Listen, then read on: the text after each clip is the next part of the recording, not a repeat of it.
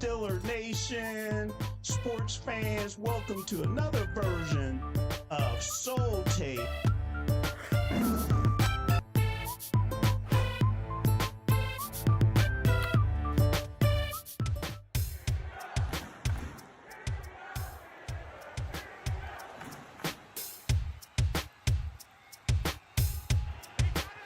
It is a victory.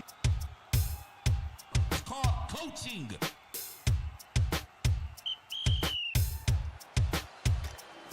Sidney Crosby passes Mario Lemieux as the Penguins' all-time points leader.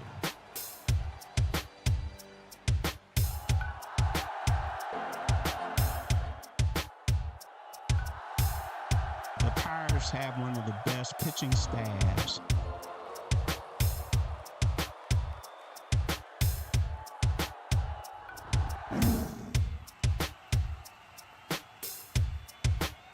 They be balling. I'm fired up.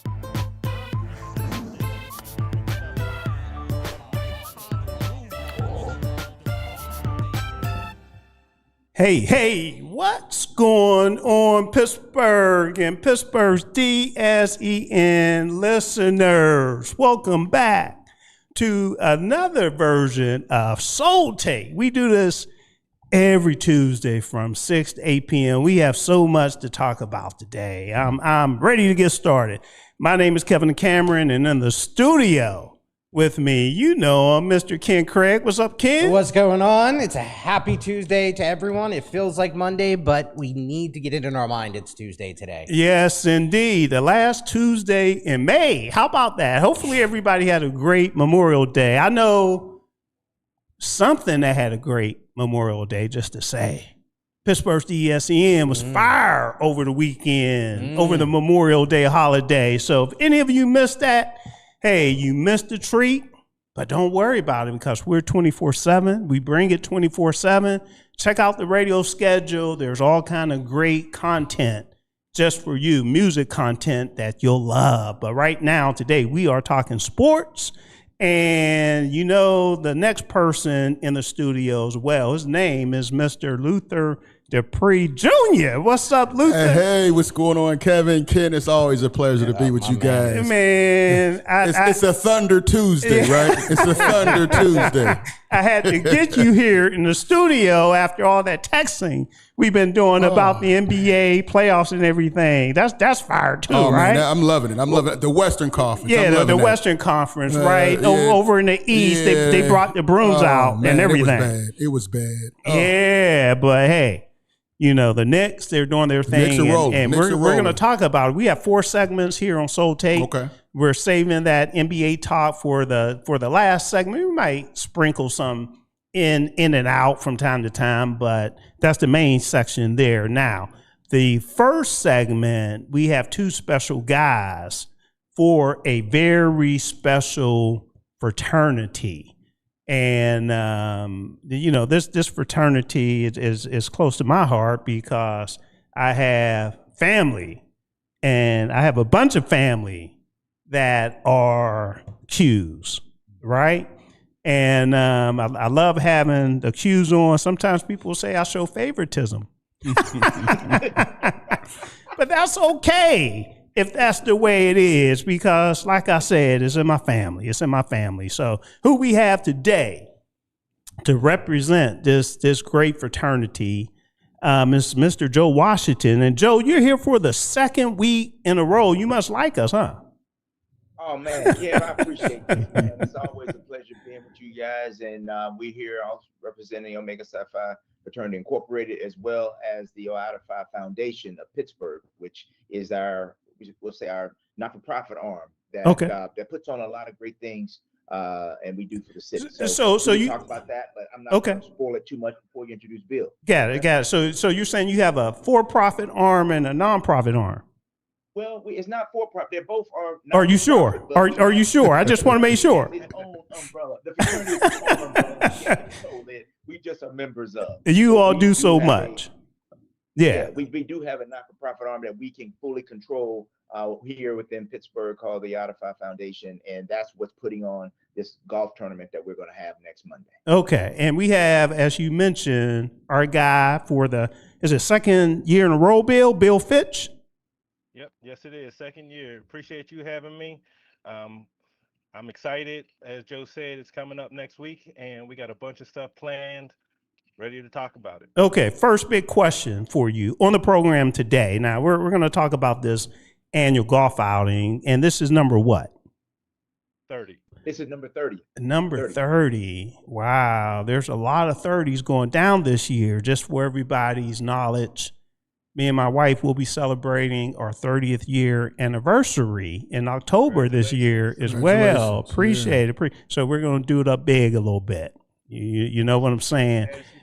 All right. So, Bill, what's your handicap, bro? Oh, right now I haven't played. Joe's laughing. Is it funny? Oh, yeah. Mine's worse. Okay. Coming off of knee replacement surgery. Oh, is that what you're saying? That's what you're doing. That's what you're doing? That's what I'm going with. Okay. All right. Whatever it takes. So will you be out there? The tournament is what, June 1st, right? June 1st at Old Stonewall Golf Course. And I will be out there with a lot of the other brothers. Yeah. I'll be greeting. I won't be able to win any prizes this year, but I'll be out there greeting, making sure everybody has a good time. Now, if you're not fortunate enough to have a corporate spot or a sponsored spot, or let me just put it this way, if you can't get off work, okay, do you all get passes? skip work passes. Huh? I cannot write any excuses. No? Come on, man. I'll write it. I don't know how legal it's gonna be. Yeah, right. It's for a good cause, right? So who wouldn't? So who wouldn't be okay with a day off for a great cause? So who wants to take that to let everybody know what this golf tournament is all about? I'll take it and thanks, Bill. I appreciate you kind of teeing it up. But again, Kevin, like we stated, this is our 30th annual Ron Foster Memorial Golf Tournament. And we take great pride in this tournament because it's named after one of our fallen brothers who passed away many years ago, Ron Foster. And he was just a strong, not only a strong brother, but just a good man. And we wanted to do something in his honor. And so 30 years ago, we created this tournament that we are running. And we're not just running it. We are out here to raise significant amounts of dollars to support a number of the programs that we do through the foundation each and every year, and particularly to support the kids that are in greater Pittsburgh area, particularly with the Historically Black College Tour that we do every year, typically in March around their spring break. Excellent. But we're going to have a number. It's going to be it's 96 registered golfers right now for our event. So, the course is going to be full. We're looking to put either one or two more foursomes if someone's on the line and listen. So there's still time. It is still time, but it's not going to be time for long because when we get to that magic number, and I can't tell you exactly what the number is, but it's not going to be more than two more foursomes. Got it. So we're going to shut it down because we want the experience to be good for everybody, but if you just have too many people, it's just going to slow it down so much. Right. People will be out there for 6 hours, and no one wants to play around a golf in 6 hours. Yeah. Okay, and the stroke play too, right? It is stroke play, so you plan your own ball, and so there's very little forgiveness on this course. Yeah. There's a lot of high fescue, so if you get off course or out of the fairway, you have to scramble to get back in. Yeah, and you know what? I try to play in this tournament every year. And, there's good and bad to when you pull off events. And I have a bone to pick with the Qs. Okay, keep in mind. Keep in mind, this is family, right? This is family talk. So we could keep it real. And the bone that I have to pick, you all don't do anything for the former champions. I mean, I think when you win first place and you come back to the tournament that you won, you should be properly recognized. So what's up with? I mean, I won a number of times, and you know, Okay. I don't get the reception that I think I should get. Okay. Okay. So here, I'm the chair, so you Okay. can blame that on me. All I'm right. the chair. So, but I'm not going to say it's going to happen this year because I don't think you won last year, did you? I didn't win last year. I don't think you won last year. Yeah, Did you win last year? I got to work on that because that was on my mind last year. That hey, they're not even recognizing me. So, I think that got in my head a little bit. I got to be stronger. I need to be stronger. But what we're going to do this year, Yeah. we're changing, even though stroke play, we're going to change the rules a little bit to where we're going to actually have a true handicap division. Okay. And within that handicap division, all the people who have certified handicaps through the USGA, you're going to truly be able to use that handicap to be able to leverage your way in. And so that's why now you we're asked gonna me have my a person- handicap. That's exactly why I asked you your And that handicap is like 2 years old. That's a good thing or a bad thing? I need to update my handicap for real now. The place that this tournament will be, Old Stonewall, one of the best courses in Pennsylvania, if I'm not mistaken, right? Yes. Okay. Yes. So see, Joe, it's a special event. Some courses I only play when I have coupons. Okay. And that's a course I only play when I have coupons. If I don't have coupons, I'm not playing that course. It's too expensive, you know, but, you know, I said this is for a great cause. So, you know, I didn't mind spending the money this time. But Okay. but after June 1st, you won't see me out there unless I have a coupon. All right. And that's for real. But I know some guys that actually went out last week and played the course, and they actually said the course is in tremendous shape. So I'm very happy to hear that it's in tremendous shape, and I mean that's really not a surprise because I know it's one of the best courses in Pennsylvania. Ken, have you played Old Stonewall? That's the one course here locally I've never played. Okay, well, you still have an opportunity. How many spots do you have, Joe? You have at least 2 foursomes still open. Two foursome. Fantastic. Luther, do you golf? No, I'm trying to get into the game. You don't want to see me out there right now. That's all right. You could still come out. How big is the handicap? Well, you can caddy, right? I can do that. You could I carry can do my that. bag. You could carry my bag Come on now. more especially if the Spurs get this win tonight. Oh, come on now. Okay, if the Spurs They will not win tonight on a Tuesday, a Thunder Tuesday. Okay. I mean, it's not going to happen. Jalen Williams is back. So if the Spurs win tonight, are you saying you'll be my caddy on Monday, June 1st for the Omega Psi Phi Fraternity annual golf tournament? Check my calendar. I'm kind of booked that day. Maybe next time. All right, maybe next time. All right, so since we're talking about golf, and we'll get back to what's going on with Omega Psi Phi, I'm not sure how many of you had an opportunity to check out the CJ Cup, Byron Nelson, over the weekend. I was actually in Toronto covering the Pirates game, and we'll talk about what the Pirates have going on, but I did have an opportunity to take a little bit or watch a little bit of that particular tournament. Fun fact, Kevin, you asked me if I've ever played the prior course. Okay. I've played TPC Craig Ranch. Uh-huh. I used to In Toronto, you're saying? No, Where's where it they at? played the Byron Nelson Okay. in McKinney, Texas. Got it. As you know, I lived in Texas for 12 years, and I lived in McKinney for about 5 of those years. Okay. So, So you're very familiar with the course. very familiar. Not only passed it every day Yeah. to work, but also was right down the street from my house and had the opportunity to play at one time. Just absolutely stunning course, just gorgeous. Okay. And So- is it hilly or relatively flat? From what we are used to here, Yeah. it's relatively flat. Okay. Yeah. But there is some undulation on the course that makes it look really, really nice and a little bit difficult. But it's a fun course, and the players, they scored on it this weekend. I mean, they absolutely scored on it this past weekend. And normally in Texas, you normally have to deal with the wind as well. Yeah, right? correct. Down in Texas. I Correct. mean, you just have to have a game plan to play the win. And just to double check the scores here in round 4, and you're right, they went crazy on this course.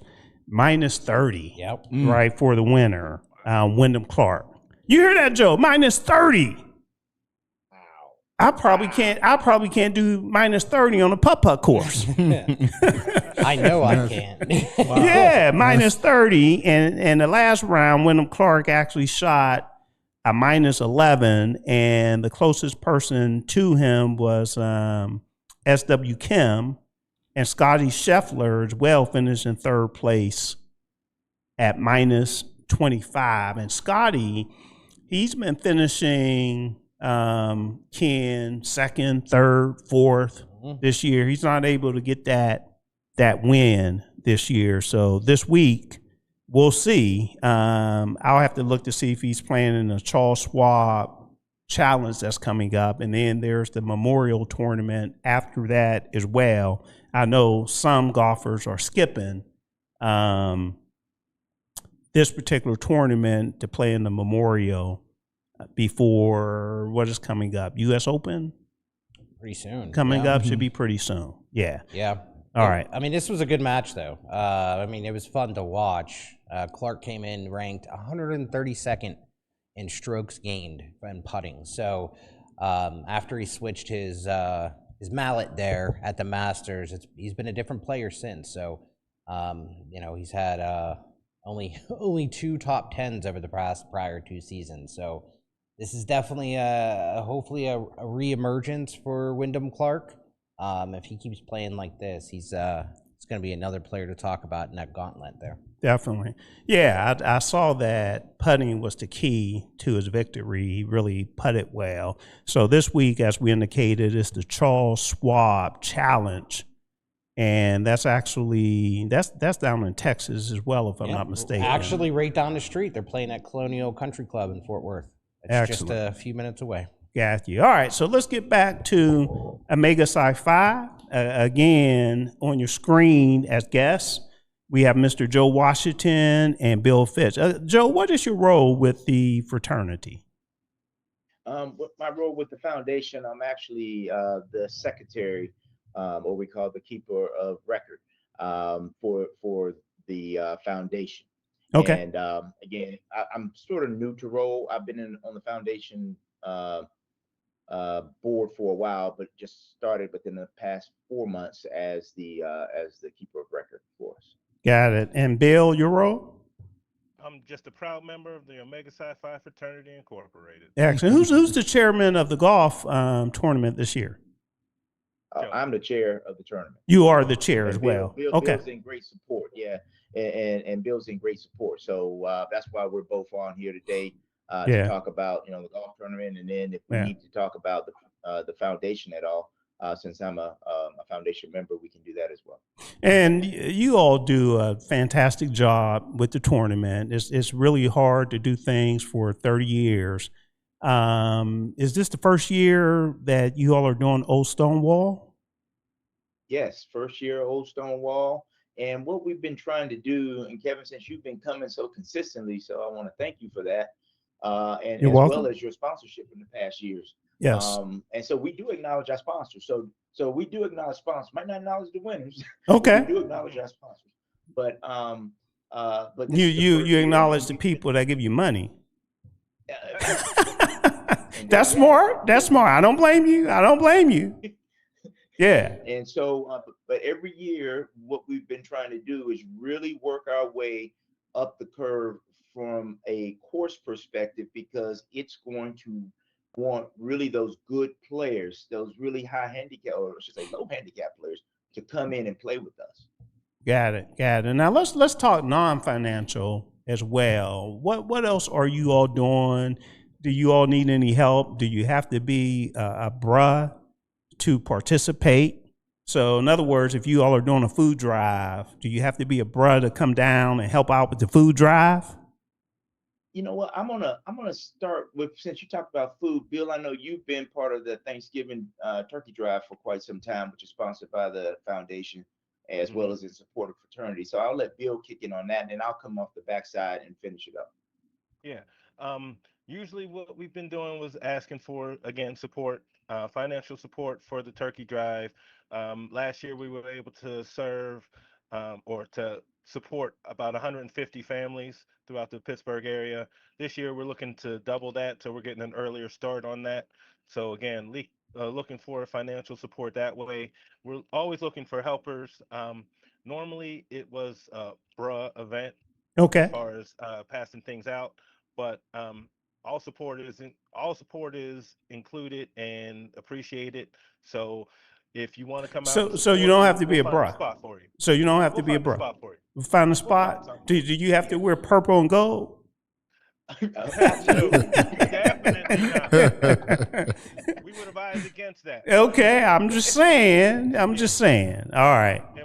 And we don't want a couple other different colors in there either. Yeah. But if you come in jeans and a jacket, you'll be good. Yeah. So see, I get your stuff around your golf tournament. I get your stuff around the you do some type of scholarship dinner or luncheon or whatever. I don't think I'm receiving anything for Thanksgiving, but I would like to have the information so, we could consider doing a donation for Thanksgiving. So please make sure that I get that. As I said, we're starting early this year, but not early enough. We were looking at trying to have everything set up by July. So now we need to make sure we start getting things out early June. Okay, cool. Yeah. Joe? Yeah, and so on top of the turkey drive that Bill talked about, I mentioned earlier the Historically Black College Tour. Yes. And that's one of our signature events. We've been doing it for 27 years as well. So, long tenured. And what we do is this past year in March, we sent 92 high school juniors during their spring break around to 14 historically Black colleges and universities across 6 different states. And for about 2,300 miles, they traveled on coach bus. I shouldn't say coach bus, but we'll say tour bus, 2 of them. And so it was an unbelievable time.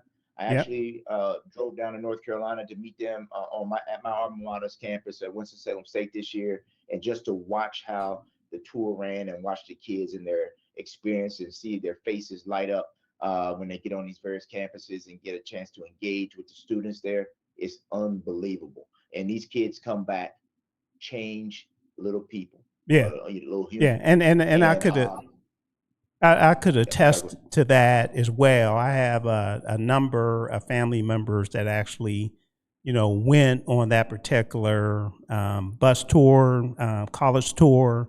My son Jalen Cameron actually went as well, and it changed his perspective and where he wanted to go. He ended up going to Lincoln University here in Pennsylvania as a result of that. So it's definitely worth it. It's definitely worth it. Perfect. So thank you. Thank you for the shameless plug there, Kevin. That's great. And we didn't have to pay you for that one. Exactly. And what are the dates again? The dates, it's going to be, we just opened up registration for any rising juniors. Again, rising high school juniors. Registration is open, and it will be open for another 2 weeks, 1 or 2 weeks, but then it's going to close. So anybody can go to our Facebook page, the Out of Five Foundation. You can find the information there, or you can go. What I could do for your visit or for your guests, I can actually shoot you a link after this is over, so that you can have it in case anybody asks. You'll have the link and you can pass it on. Okay, but what are the dates of the tour? The dates, it's going to be in March of 2027, so it's going to fall when the spring break calendar hits. Okay. And we don't quite have the date yet. So you all did this year already? Yeah, we already did this year. It was done in March. It was done in March. Okay, I guess I missed that. I thought maybe you all might have canceled with the gas prices and everything. I don't know. I might have had to cancel, man. Man. Yeah, because gas prices are getting pretty crazy, man. So next March we'll be out of this war, and well, I'm not gonna get into Don't get me started. We might be in another war Oh, by next man. March. Are you all trying to take more? You are expanding even more. You said 90 students this past year. You are, going to take it up to 100. Students. And Luther, at this point, we're not going to look to expand. Okay. I mean, right now, this is crazy. Yeah, look how competitive this thing is. Right now, we are interviewing, or we'll be interviewing about 350 to 400 kids. Wow. That's And outstanding. we got to pare that down to 92, 94 kids, and we try to split the difference, male and female. Okay. And so you can imagine how competitive it gets. Yeah. And trying to make a selection on some very thin margins. But we do a great job, and I think the students really do a good job because we're getting more and more applications each and every year because they're hearing about it from their friends, hearing about it from their family, and they're like compelled to want to go. Mm-hmm. Are you all doing anything for Juneteenth? Juneteenth? No, nothing that we're doing from a fraternity perspective, but I know that the city does stuff, and we try to make sure we tag along with whatever the city's doing. Yeah, I know there's a lot going on, Yeah. a lot going on for Juneteenth in the city. Mhm. I just didn't know if you all had some special events around that as well. We try not to compete with other, Black organizations. We just try not to do that because there's just so few of us here in the city, and we try to support one another. When is the boat ride? You all still do the boat ride? The boat ride. Yeah. No, how'd you know about the boat ride coming back? Come on now. Come on. I'm tied in a little bit, Yeah, the boat ride's coming back for Labor Day. For Labor Day, okay. Yeah, so that's something that hasn't quite popped the airways yet. So I just gave Breaking news. Breaking New news. Hey, we love breaking news on Pittsburgh's DSEN. We love breaking news. Excellent. Now, again, June 1st is Monday. Omega Psi Phi, an annual golf tournament. If I win, you'll hear me mention it again. If I don't win, I won't say anything else. All right, fellas. So we're right at 6:30. We appreciate both of you being on. Real quick, anything else before we let you go? No, just if you're interested, go to the best way to find us is probably just go out there and do a Google on Out of Five Foundation. And if you want to get into the tournament, it should get you to a link under Event Caddy for our 30th annual. It'll get you there. Just go ahead and register. It's going to be a shotgun start. We're going to ask all golfers there by 8:15, and we're going to tee off promptly with the shotgun start at 9:30. We got some housekeeping rules to give everybody before once they register and before they tee off. But other than that, it's going to be a great day of great fun and a great way to give back to these young kids that are in Pittsburgh. I shouldn't call them young kids. These are young adults who are looking to matriculate themselves, through a very tumultuous process. And it's a year-round process for us. So just because we go on the tour in March, we actually start doing programming for these kids starting in August of the year prior. Okay. So we meet with them every month and sometimes twice a month to make sure we can learn who they are, pour into them throughout the year, so that when they go on this tour, it's an experience, not just a bus ride. Excellent. All right, so I look forward to seeing both of you and the rest of the bros out there. I won't wear purple and gold. Okay, I won't do that, but I'm gonna come ready to play. I'm trying to bring that first place trophy home, man. I really am. So we'll see. How many divisions, Joe? Right, it's going to be at 4 divisions plus women, so it's going to be 5 divisions, I think, this year, and it's going to be, Kevin, 4 places where you can score maybe some cash. Not doing trophies, but we're doing cash. Okay. We're doing cash. And see, when I was my wife loves that, Francine. She loves that because anytime I win cash, I just bring it home and give it to her, and she's happy. And you know what? And when it's time for me to say I'm going golfing, she's cool with it. I don't get any pushback, That's how you make 30 years. Yeah, there you go. There you go, Bill. All right, so we'll let both of you go. Hey, it's always great to have Omega representatives, Omega Psi Phi. representatives on, and I look forward to the golf tournament on Monday, and maybe I might even be able to convince Ken to come out and play too. Ooh, yeah. We'll see. Let's rock and roll. All right. Looking forward to it, guys. All right. Take care. And what we'll do before, all right, what we'll do before we go to break here, I need to let everybody know what we have coming up. Everyone should know is week two of the Pittsburgh Steelers OTAs over on the south side. So I'll be over there one day. Ken will be over there a couple days. We'll give you the scoop as far as what's going on from a Pittsburgh Steelers standpoint. When we come back, we'll talk about the top 3 position groups the Steelers should be improved in and why, and anything else you need to know about OTA. So we'll go ahead and take this break, and we'll be right back to talk about everything I just mentioned.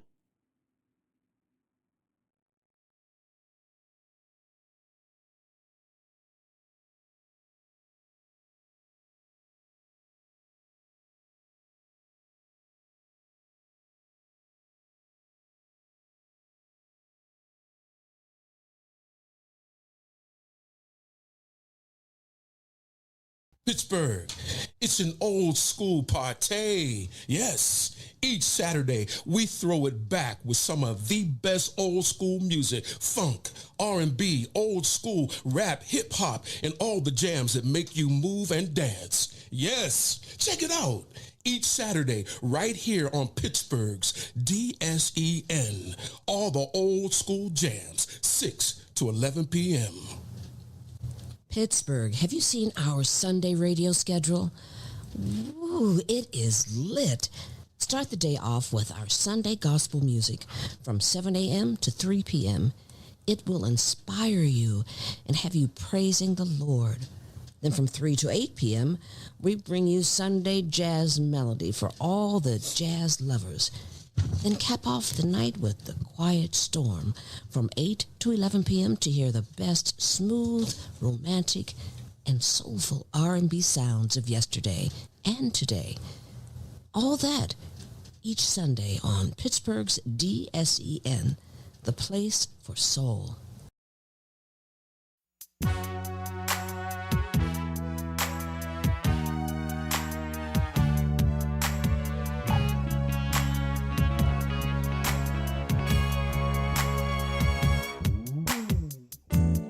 Hey.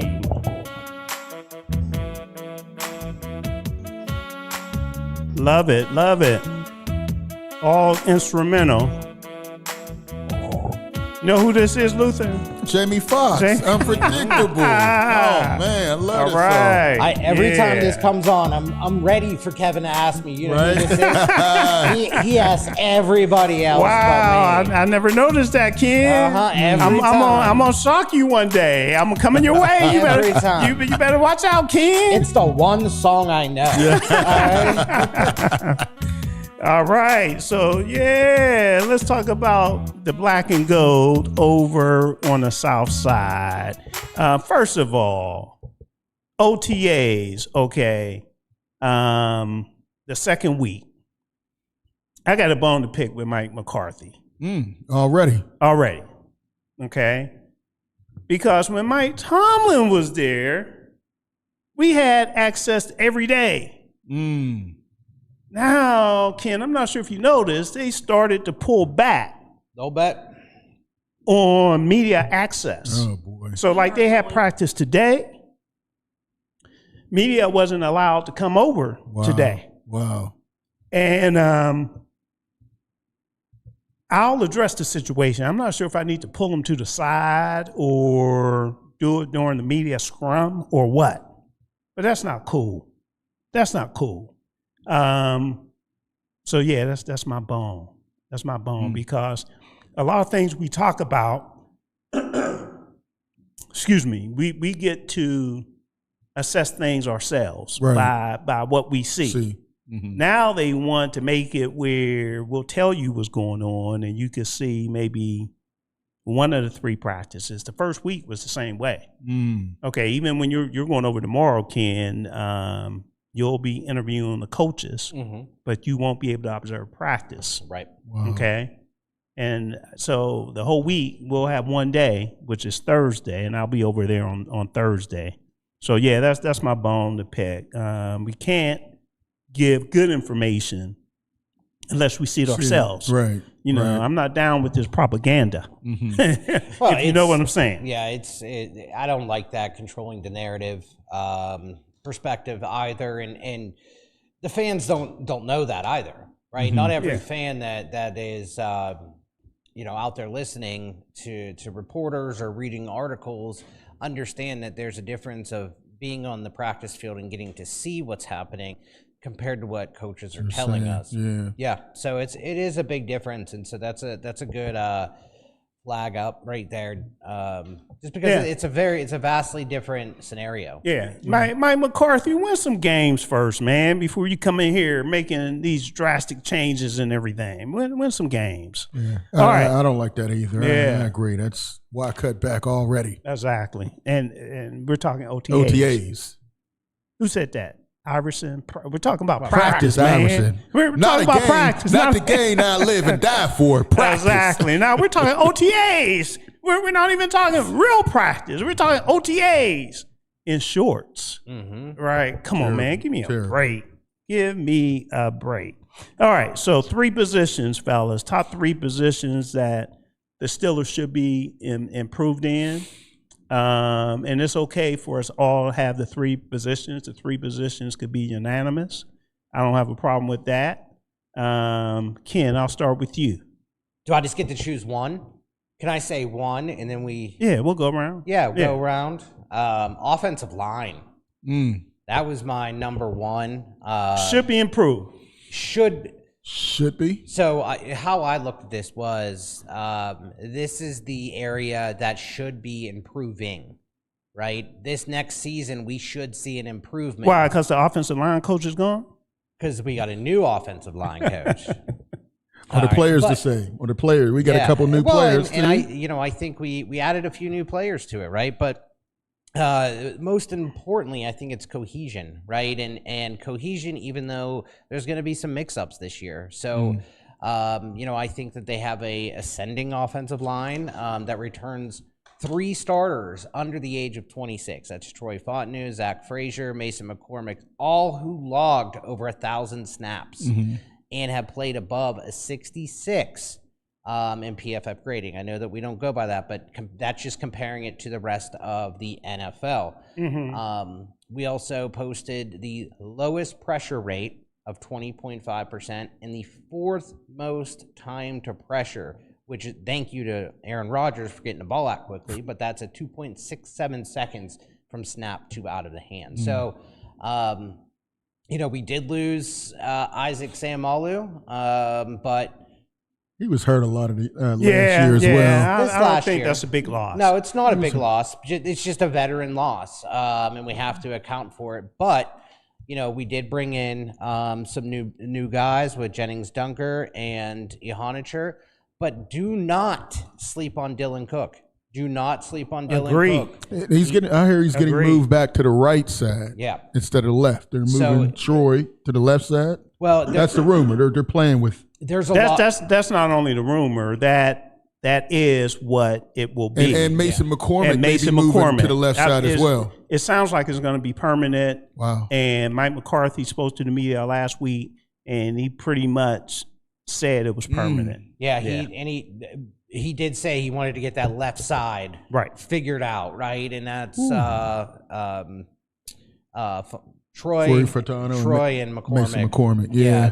Those two over there. Wow. But most importantly, I think having Zach Frazier as that center, that anchor, he ranks 8th among all centers in pass blocking grades last year. So Mason McCormick provided steady play on the right side, easily graded above 70. But Dylan Cook, I want to go back to him really quick. Him and Zach Frazier were the only ones to have a above average grade on the offensive line impact numerical scores. Wow. So Mason McCormick did well. His was average, but Dylan Cook had He only had 280 snaps, but in those snaps, he ranked small sample size. Yeah, ranked 18 in his position. Yeah. So that's very impressive for an undrafted free agent out of Montana. That is really good. Definitely. You got to give some credit. They developed him pretty well. I mean, because, coming from the practice squad to actually starting at left tackle, that was huge. Yeah. Well, it's taking advantage of your opportunities right there. And staying ready. Now, check this out, fellas. There's somebody on that offensive line that has to be feeling some kind of way. Okay. And the name that I'm going to give is a name that's been talked about quite a bit. Mr. Broderick Jones. Okay, I understand he has a neck injury, career threatening. You never know. And the Steelers didn't pick up his option year as well. So there's a number of things that is telling him this will probably be your last year, and unless you just do a overwhelming job, come back healthy, do a overwhelming job. Like I said, they didn't pick up your option year. They drafted offensive tackle in the first round, as well as they moved the guys from the other side, from the right side to the left side. You used to be on the right side, right? He started off at right tackle. Yep. Right. They said left tackle, he should be better, and he's still in flux as far as his playing time. So there's enough messages there for Broderick Jones. I wish him the best, but it doesn't look good. I honestly he was a Tomlin guy. Yeah, well, and they all keep in mind they almost all are, other than they almost all are. But he was really tied to Broderick Jones quite a bit from what I could tell. I don't know if he was tied as much as you think, because again, remember the game. What game was it? I want to say San Diego, but they don't have a football team anymore. Los Angeles, out in California, where he had like 3 penalties in a row, and Troy Fontenot had to come in to replace him. So I mean, there's been more bad than good for Broderick Jones. Yeah. Right. But as bad as it was, he was always put back in there most of the time in that left tackle spot. Keep in mind when you're a number 1 draft pick, right, you're going to get every opportunity that you can get. Right. So. But he's not going to get it now with Mike McCarthy, I don't think. Well, and I think there's 2 things. Number one, the talk about him was how raw he is as an athlete. He had, the ceiling was so high on him. And so was his development, did it track the way it should have? I don't think so. I think it fell very short of that. But I think the best case scenario right now is that he just gets healthy. Right. I think that is the most important thing. I could see him even possibly starting on the unable to play list, and the Steelers operate as with a return date in mind, and then just get him healthy and see what they have at that time. Because trust me, I know Omar Khan does not he wants him to succeed.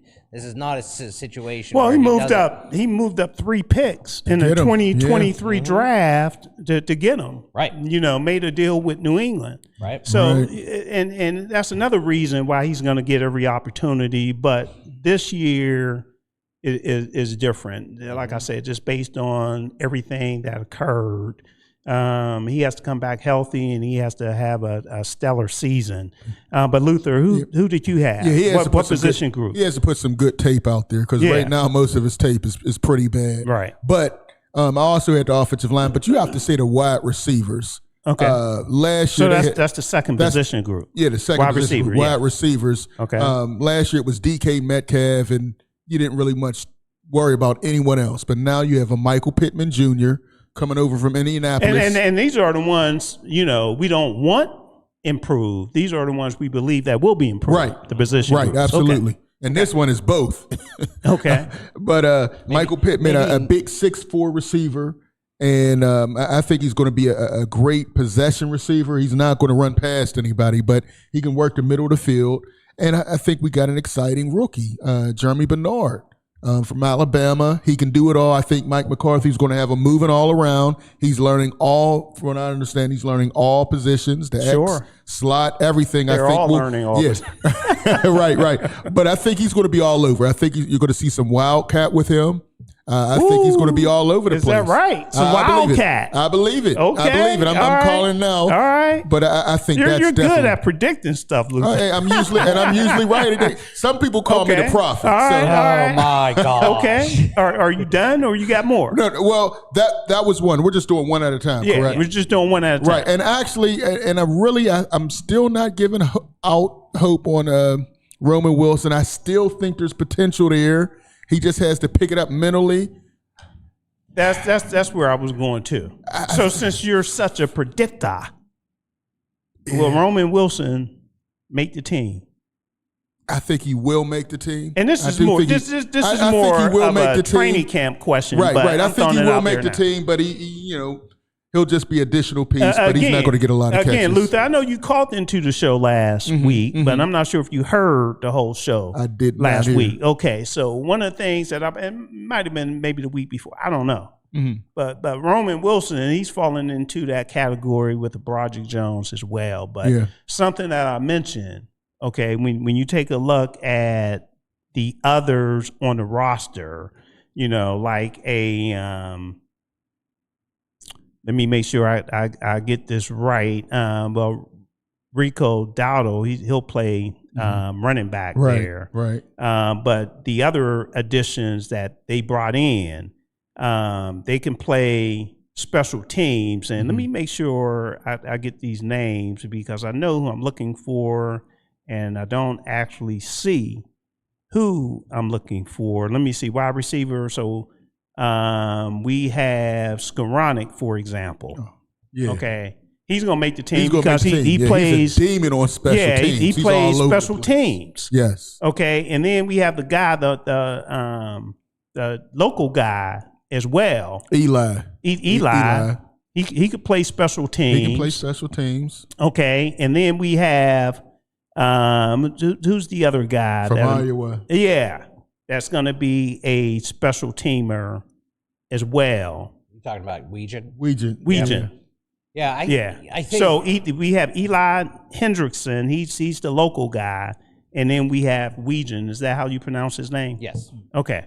So I think that's going to make. My point is going to make it difficult if Roman Wilson doesn't pick up this receiving game for him to make the team. And what drives me crazy is, and I truly believe he has really good hands. He has good hands. It's up here.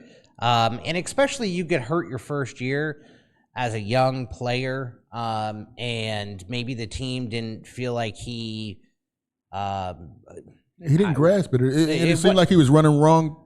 I don't know about the routes. I can't say that because Caden Weegan.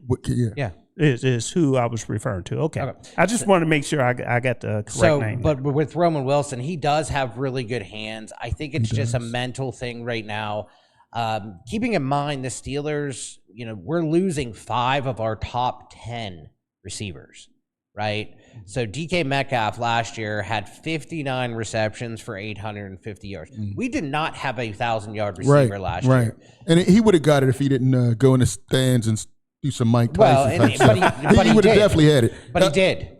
He did. And Kenneth Gainwell was our second highest. And he's gone. And Pat Fryerman, our tight end, was our third leading receiver with 486 yards. And then Calvin Austin, the third, was our fourth leading receiver. He's gone.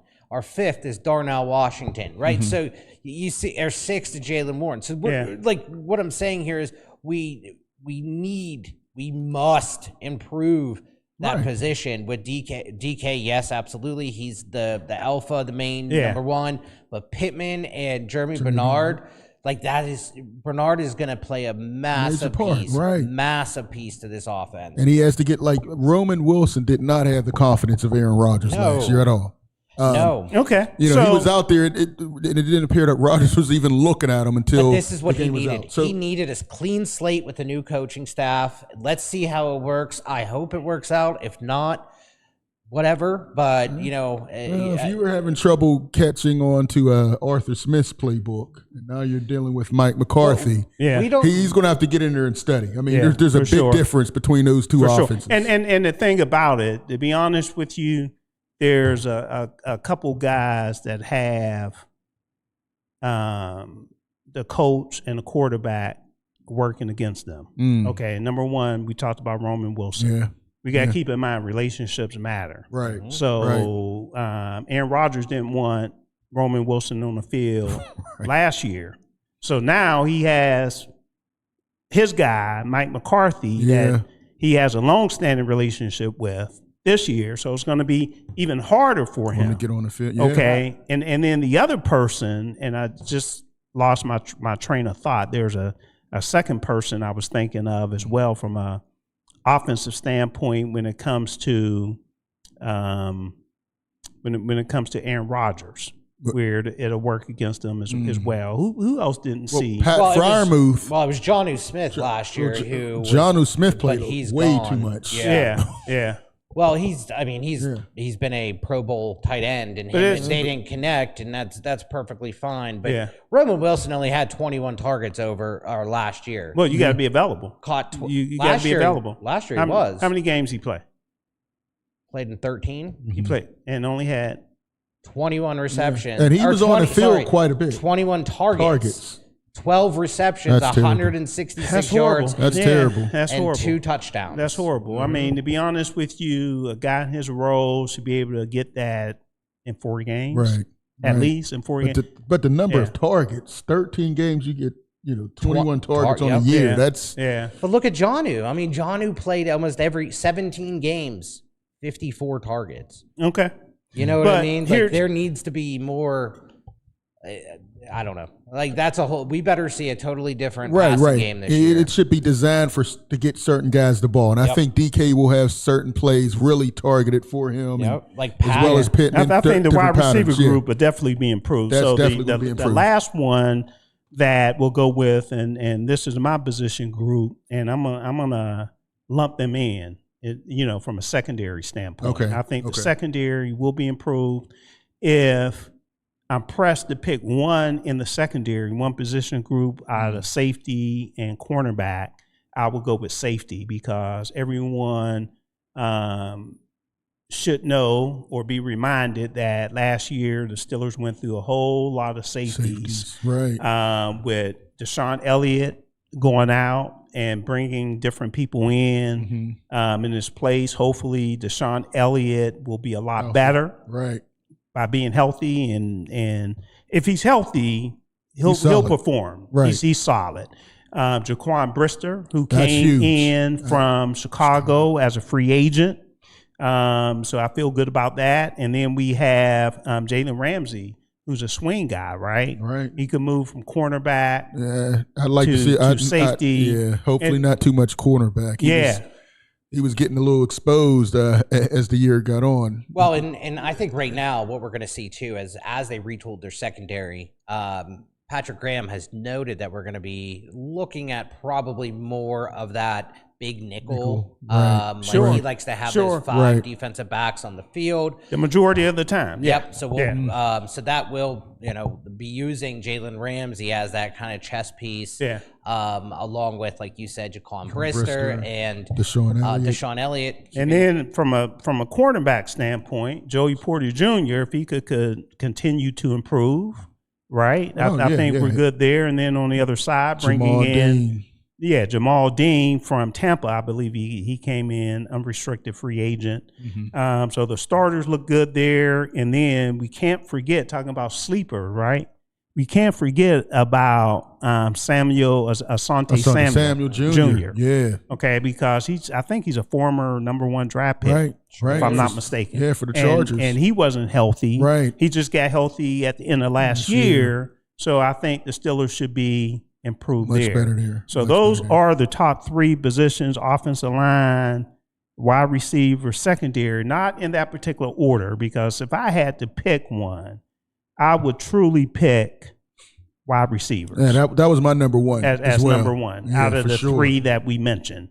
Okay. Offensive line, it scares me because A lot of moving pieces isn't really good. However, if you're going to do it, this is the time to do it. Yep. Right. Do it. Do offense, do everything. Do it during OTAs when you don't have the media there. But Troy Fontana, listen, you're going from the right side to the left side. Now you're dealing with the Myles Garrett's. Yeah. You're dealing with the Will Anderson Jr.'s. That's a major change. Come on, that's a major change. Let's keep it real though. If you're a right tackle and someone asks you to play left tackle, who gets paid? Left tackle. Left tackle. You get paid, but you get thrown into that deep water. But that's okay. Quick. Yeah, and that's a whole okay. different. And you know what, Luther? And I know he's your boy, Myles Garrett, right?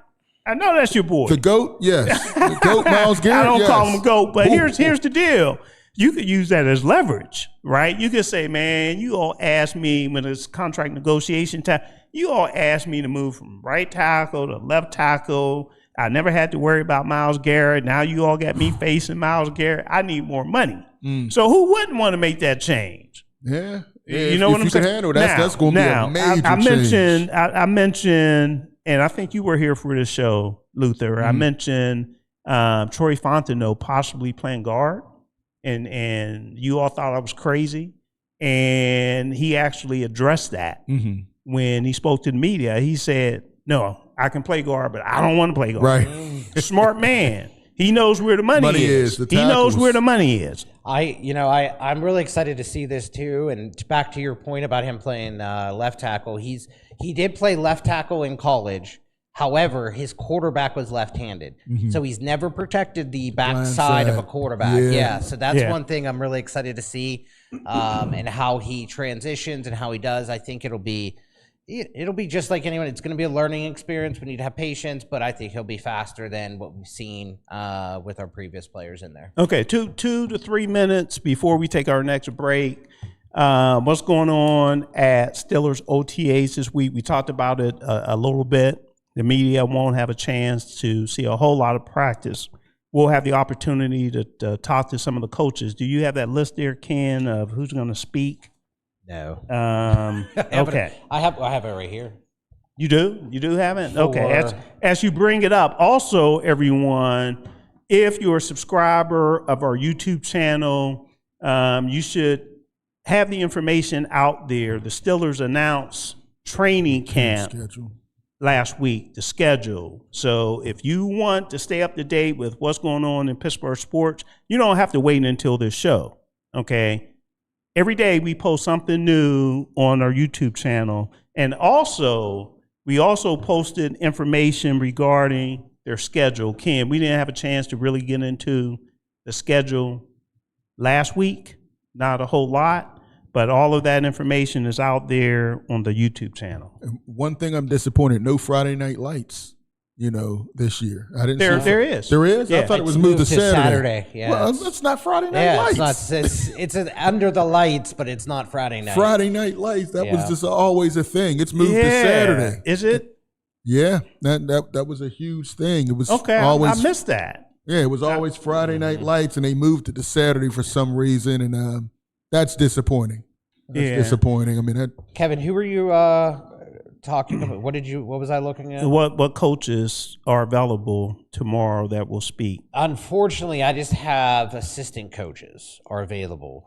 I don't have exactly who is available. Okay. So just assistant coaches. Man, I have the schedule right here for training camp. And they normally do Friday Night Lights, I think the first weekend or second weekend. Right. Yeah, there's this year it's Saturday. Saturday.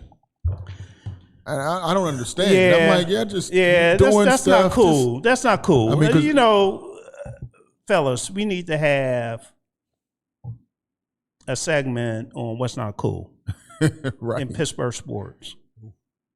Okay. Yep. Pitt, Penn State, not playing football. That's not cool at all. Mm-hmm. Pitt basketball and Duquesne, not playing. Not cool. That's not cool. Them moving Friday Night Lights. Not cool. That's really not cool. Not cool. Now, have we? So what else can we add to the list? Well, have we heard where they're going to be having camp at this year? Latrobe. Are they? Yeah. Okay. Yeah. That was confirmed? Yeah. Okay. It was confirmed. Because that would have been not cool. And Mike McCarthy mentioned it during his press conference last week as well. Good. So, another bone I could pick with Mike McCarthy. Did they give a reason behind that? I didn't see a reason. I did just see they were moving it. And that was shocking because I knew a lot of the kids like going to that because it's, Friday night lights. And, I used to take a group of kids and they would go down there. But, I guess it's on Saturday. Here it is right here. Okay. I'll just take some things for granted, I guess, because I have the training schedule here. Pittsburgh will hold its annual night practice. Now they're calling it night practice, right? At Latrobe Memorial Stadium at approximately 6 p.m. on Saturday, August 8th. Or do we think that's a money move to get more people there? Possibly. Possibly, but not a work day?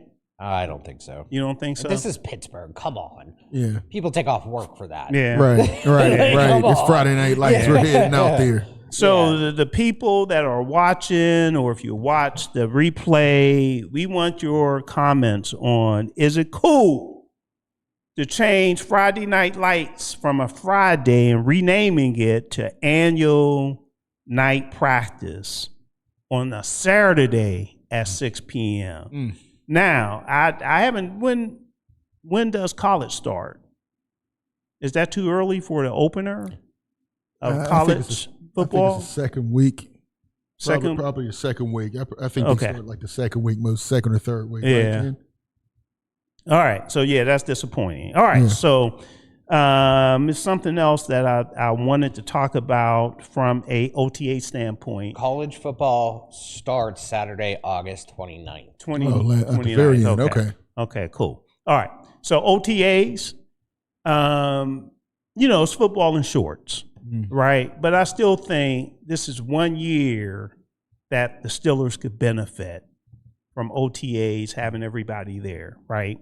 Brand new coach, Mike McCarthy, brand new offensive system, brand new defensive system, brand new special team system, brand new everything, basically. Right.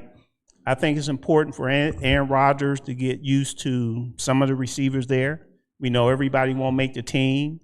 I think it's important for those players, again, to learn the offense, to learn the defense.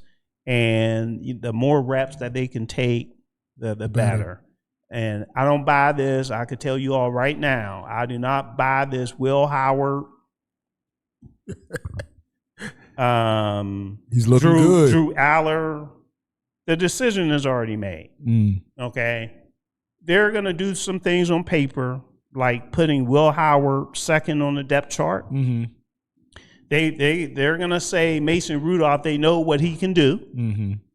Okay. But the bottom line, action speaks louder than words. Drew Aller was picked number 3. And again, third round. Okay. Will Howard was picked number 6. He was picked by Mike Tomlin. Will Howard was picked by McCarthy. Okay, well, come on now. Are we for real? Unless Will Howard just kills it. But I think the decision is already made that Drew Aller will have more opportunity than Will Howard, and he'll be higher on the depth chart. I think Mason Rudolph will probably be the backup just because he's the experienced guy. But we'll let things play out. Right, we'll let things play out. So you're saying that which one? You're saying Aller's going to be the ahead of Howard. So Howard's not making the team? Well, we'll see. Is that no? I'm asking what you're saying right now. If I would say, I wouldn't go that far because a lot can happen. And what I mean by that, even though I think Mason Rudolph will be the backup, he could be traded as well. Yeah. Okay. So the other question I have, Aaron Rodgers is someone who likes to practice, right? We've seen that. We've seen him in the past come in, and he likes to practice with his receivers. He likes to be there. Do you think it would be beneficial to limit his snaps during training camp, during any of that? to get Aaron Rodgers. Mm-hmm. I think I don't necessarily think limit his snaps, but I say limit his receivers. Right? I don't want him thrown to some guys who has a long shot of making the team. Mm-hmm. Yeah, okay. So I think you have to be smart with, how you use them. Plus, it's early too. Right. I'm just thinking there's only so many snaps in the preseason, right? And in the preseason, once they go to training camp, definitely. Yeah. But I'm saying right now in OTAs, I don't think that's a concern. Yeah. No, not right now. No, but in camp, I would love for McCarthy to say, "Hey, Rodgers, we know what we have in you. Right. Let's get a look at these 3 guys or 2 guys." I think that'll happen in spring training. Yeah. Or summer training. Summer training. Hey, Kev, training camp. Kev, I disagree with you. I think in the preseason we're going to see Will Howard is levels above Drew Allure. It just that's how I think it's going to play out. I'm not impressed. I told you I didn't like the 3rd round pick. And I think during the preseason games, we're going to see a clear difference between where they're at right now. But like you said, here's the deal, and we're going to wait a little bit on the break as well. Here's the deal, Luther. I think we agree more than what you believe we agree. Okay. Because I didn't like the pick. Oh, I didn't like the Drew Aller pick. I hated the pick. But I'm saying I go based on action versus words. Versus words. Okay. And when I see someone was picked 3rd, and that's his by a new coach, right? And another person was picked 6th by the old coach. That tells me all I need to know, even though I disagree with the pick. I think he's going to get every opportunity. Yeah, but he's going to prove that he's not that great, and Will Howard's going to beat him out. So you think Will Howard is better? I think he will show he's better. Yes. Yeah. See, I don't think Drew is. That's where we disagree. Okay. We agree that we don't like the pick. Right. Drew Aller. We disagree regarding who's better. I think Drew Aller is better than Will Howard. Mike McCarthy is a quarterback guy too. Right. So he assessed the tape. Mm-hmm. And if he thought that Will Howard was better, he doesn't pick Drew Aller in the 3rd round. I think he was going to get a quarterback. Plus, this draft anyway. Plus, on top of that, as me and Ken talked about, when we go to practice and we get to see for ourselves. Okay, so I've seen Will Howard before he got hurt. Okay, and I've seen Drew Aller one day. And I always bring this up. You really need a larger sample size, but there's some things you could be impressed with right away, like Mason Heisel for Pitt. It took me one throw to understand what kind of talent he was. Okay. With Drew Aller, it took me one practice, OTA, rookie minicamp, minicamp. Took me one practice to realize he's better already than Will Howard. Ooh. Yeah. Than Will Howard. I got to see when the guns start flying. Yeah. When the bullets start flying, definitely. I think it's different. But we'll see. So we'll let me tell you what's coming up, and then we'll take a break here. So coming up in our 3rd segment, we will talk about our Pittsburgh Pirates bouncing back, won their last 2 with a brand new lineup. Some changes. So the question is, should the Pirates keep their current batting order, as well as how important was it for the Pirates to bounce back and win those 2 games as they played tonight as well. And we'll talk Pittsburgh Penguins. There's some news that broke today with the Pittsburgh Penguins, and the Penguins have $40 million in cap space. And based on the news today, I think that number went down. Right? So we'll talk about all of that and more when we return.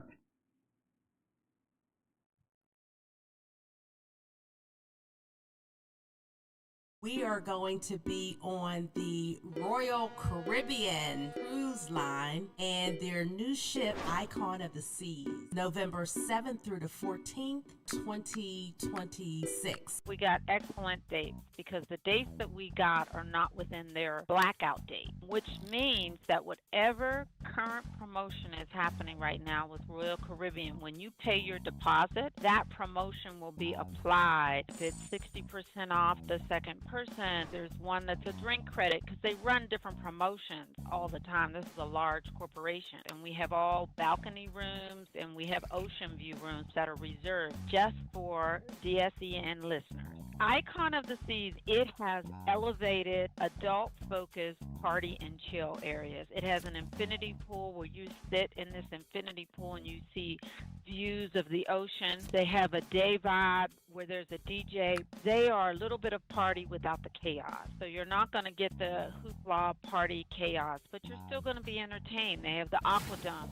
Those of us who are Pittsburgh born and raised, we remember when the Civic Arena used to open up the dome. Remember that? Absolutely. How amazing that! I saw Prince and they opened the dome. Well, they have something called an Aquadome on Icon of the Seas, and basically you sit in this theater type zone and they're doing acrobatics and night activities. You get views of the ocean and the sky and the stars and the moon, and it is just wonderful. They have water park at sea that has 6 water slides to it. And of like course, a floating city. it is. It really is. You're talking about a dome that opens. Which is why they don't say decks. Instead, that what they have are different neighborhoods. Because it is. It's a rolling on the sea city. And we're going to stop at St. Martin in Phillipsburg. We're going to stop at St. Thomas. Those will be full days where we're there. So you can do excursions if you'd like to do excursions. And of course, there's the perfect day at Coco Cay, which is Royal Caribbean's private island. And we're going to have a special reserve section for DSEN listeners. It's going to be a wonderful time. While we're on the cruise, we're going to do some trivia. Of course, we'll have a welcome cocktail as well as a farewell dinner. It is not just limited to the radio listeners. Bring everybody. The deposit is $250 per person. You can go to Pittsburgh's DSEN's website to find out all the good information about the cruise, Icon of the Seas. I even love the name. No, I love it. I'm a cruise fanatic. I'm ready to go home and start packing. So I'll see you ladies later. Keep your head to the sky. Keep your head to the sky. Your way, as long as you keep your head to the sky. To the sky. Optimistic when in the midst of sorrow. Hey, we are back. This is Soul Tape on Pittsburgh's DSEN. We do this every Tuesday from 6 to 8 p.m. My name is Kevin Cameron, Ken Craig, and Luther Dupree Jr. I'm going to make sure I get that Junior in there. That's right. My man. All right. So the number, we haven't received any calls today, and we hope we could get some calls on these topics that we are discussing. 412-213-8995 is on your screen. For those of you on the radio side, it's also on our homepage of our website. You can text us as well, 412-218-3888. And let me make sure I have the text app on my phone too, in case a text comes through. I could recognize the text. Now, the song that just played, Optimistic, right? Should we be optimistic or pessimistic? When it comes to our Pittsburgh Pirates, as I mentioned earlier, me and my wife, Francine, made the trip to the north. Okay. Up to Toronto. Nice. And I was able to cover the 3 games, and she was able to help me out a little bit with some of the pregame stuff. So I appreciate that. It was kind of nice too. Didn't have to take a Uber or anything. Got dropped off right there, and it was all good. So are we optimistic or pessimistic with our Pittsburgh Pirates?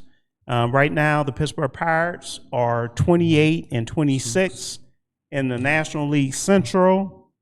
And I had an opportunity after the game yesterday. I made it back in time enough for the game.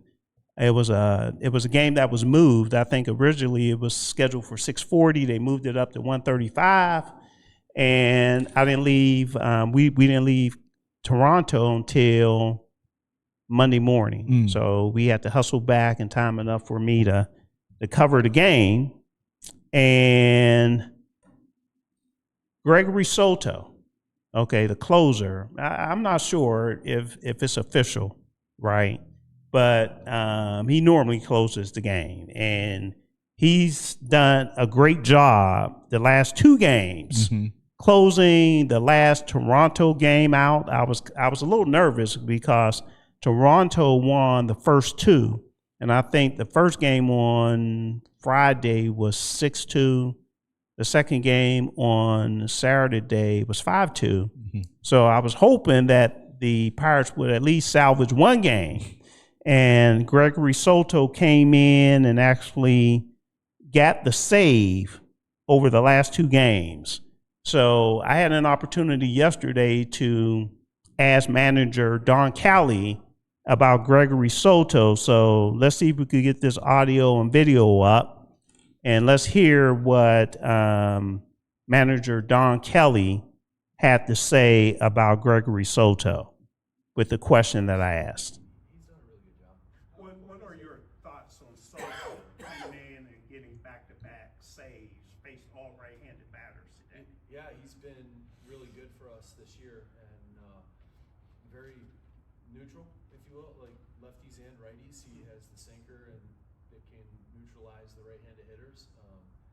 He's been fantastic for us and did another great job today. Donnie, what have you observed about Carmen? I mean, like, you're probably aware of the story. Okay, and you can go ahead and cut it there, the audio and video. So again, that was Don Kelly yesterday talking about Gregory Soto. And one of the things that he mentioned, that he's very good against both righties and lefties, okay?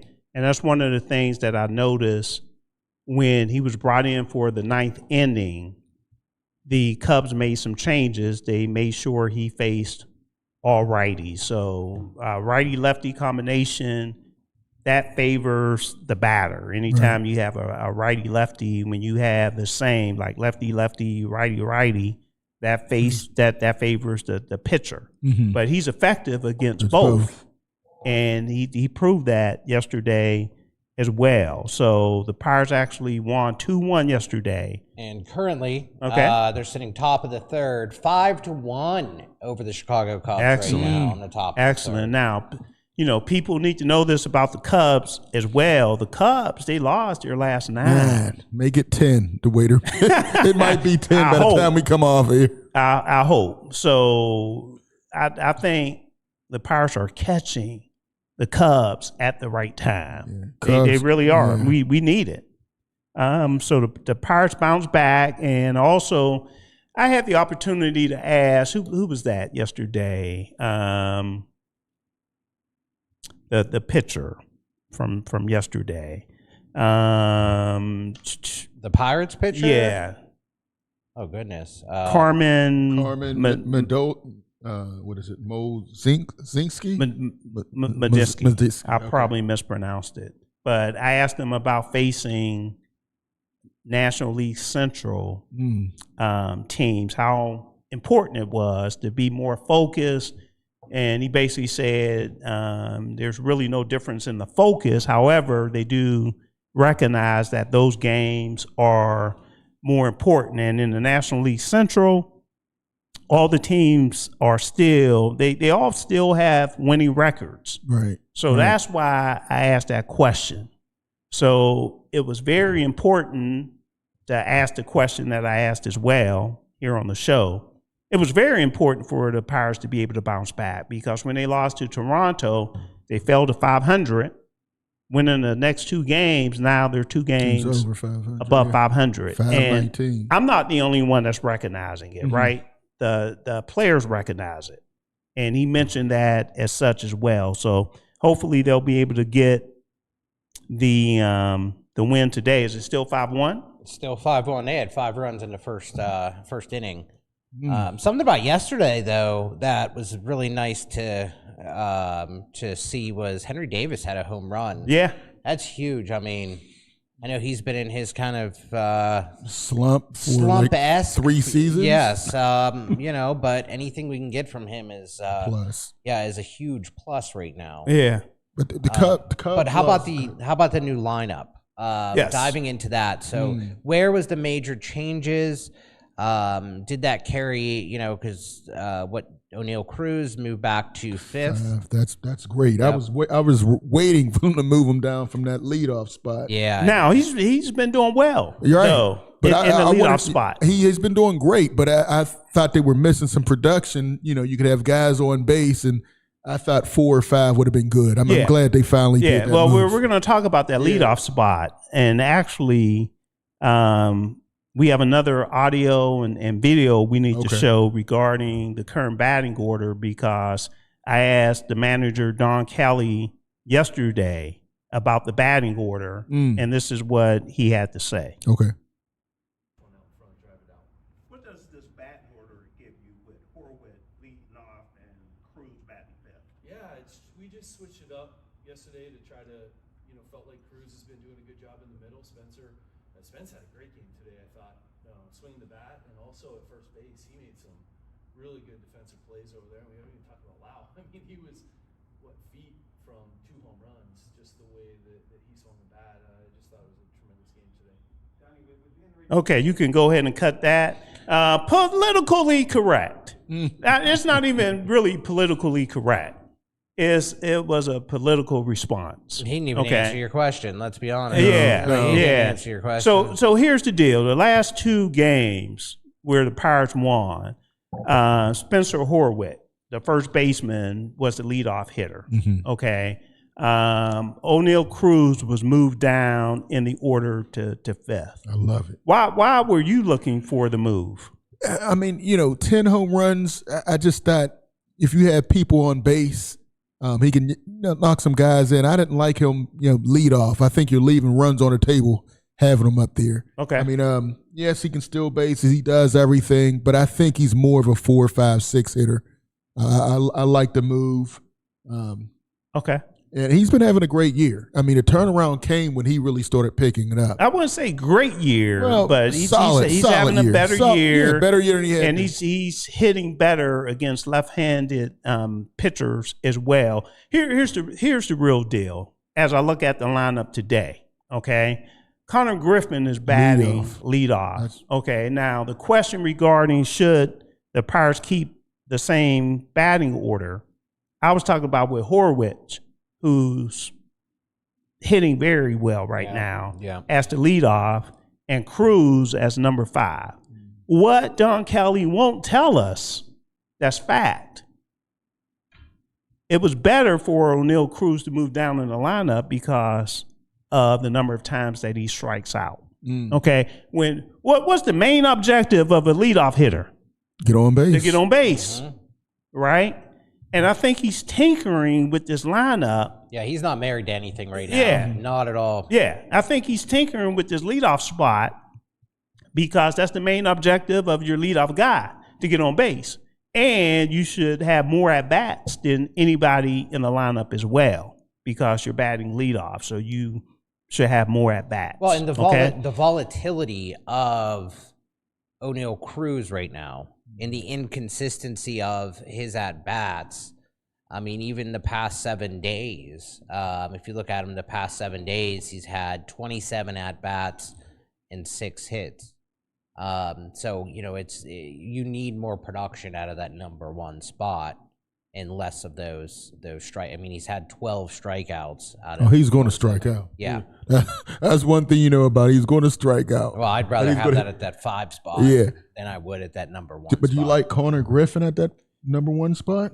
I mean, if there's consistency, and I think that's the important thing, is it can be tinkered with, right? If someone's hot, and you can, continue to have flexibility there and not married at one person leading off, but if Spencer Horwitz is your hot man right now, and if he gets most of the bats, most of the hits right now, then keep him at the number 1 spot. Okay. It doesn't have to be scientific, right? I prefer, like you said, keep Spencer Horwitz at number 1 because he's actually batting very good right now. Actually had 2 hits yesterday, if I'm not mistaken, as well. Yep. Now, I just looked it up, fellas, because I talked about it, but I wanted to verify what I'm saying. Okay. O'Neal Cruz leads the Pirates, and I need to look at it from a Major League Baseball perspective as well, but it's all about the Pirates right now. 84 strikeouts. You know who's in second place and with what amount? You want to guess? Brian Reynolds. Excellent. How many? 52. You're good. Is that it? Yeah, it's close. You're good. Yeah, it might as well be good. Yeah. It's 53. Yeah. Oh, wow. It's 50. So between difference of 30, yeah. between 1 and 2, you got one guy with 84 strikeouts, and you got another guy with 53. Okay, now strikeouts. That's not the only factor, right? We talked about getting on base. So on base percentage is very important. So when you take a look at on base percentage, right? Because these are the things that you want out of your leadoff hitter. Yeah. So right now, Indy Rodriguez, who hasn't played a lot of games, he's the catcher that was called up not too long ago. And I like what he's doing. But but look at number 2. Yeah, Spencer Horwitz, who was batting leadoff the last 2 games. On base percentage is .389. He's number 1. Okay, so when we take a look at O'Neal Cruz, let me see, 2, 3, 4, 5, 6, 7, 8 on the team. That's why you move him out of the leadoff spot. And just to your point, though, Connor Griffin, who has a .321 on base percentage, is 1 spot ahead of O'Neal Cruz. So yeah, that goes back to your point as well. Yeah. Absolutely. So as I always like to say, fellas, we need to tell the whole story, right? Tell the whole story. All right, so let's transition and any change of the score before we transition. Oh, goodness. Put me on the spot here. Okay. No. Okay. Pittsburgh Penguins, big news. Before we get into the big news, Ken, let everybody know what move the Steelers made that you talked about. Thank you for going back to that. I had it up here and I put it down. Yes, the Pittsburgh Steelers have signed defensive lineman Dean Lowry to a 1-year contract.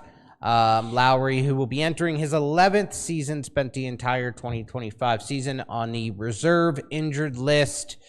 He was with the Steelers, though, last year. So Lowry, who was drafted by the Green Bay Packers. Yep. A lot of Green Bay guys now. Yeah. In the 4th round of the 2016 NFL Draft, signed to the Steelers as an unrestricted free agent in 2024. He appeared in 12 games that season, starting 1, and recorded 5 tackles and 1 sack. So cool. He will be back for another season. Most known or best known for his reach and field goal block that he has done a couple times for us. So glad to have him back. He's just a good depth player. Right. Definitely. All right. Some other breaking news I want to get to, and again, I'm just reading this. Off of ESPN because it just broke at 6:57, I guess. Football related NFL.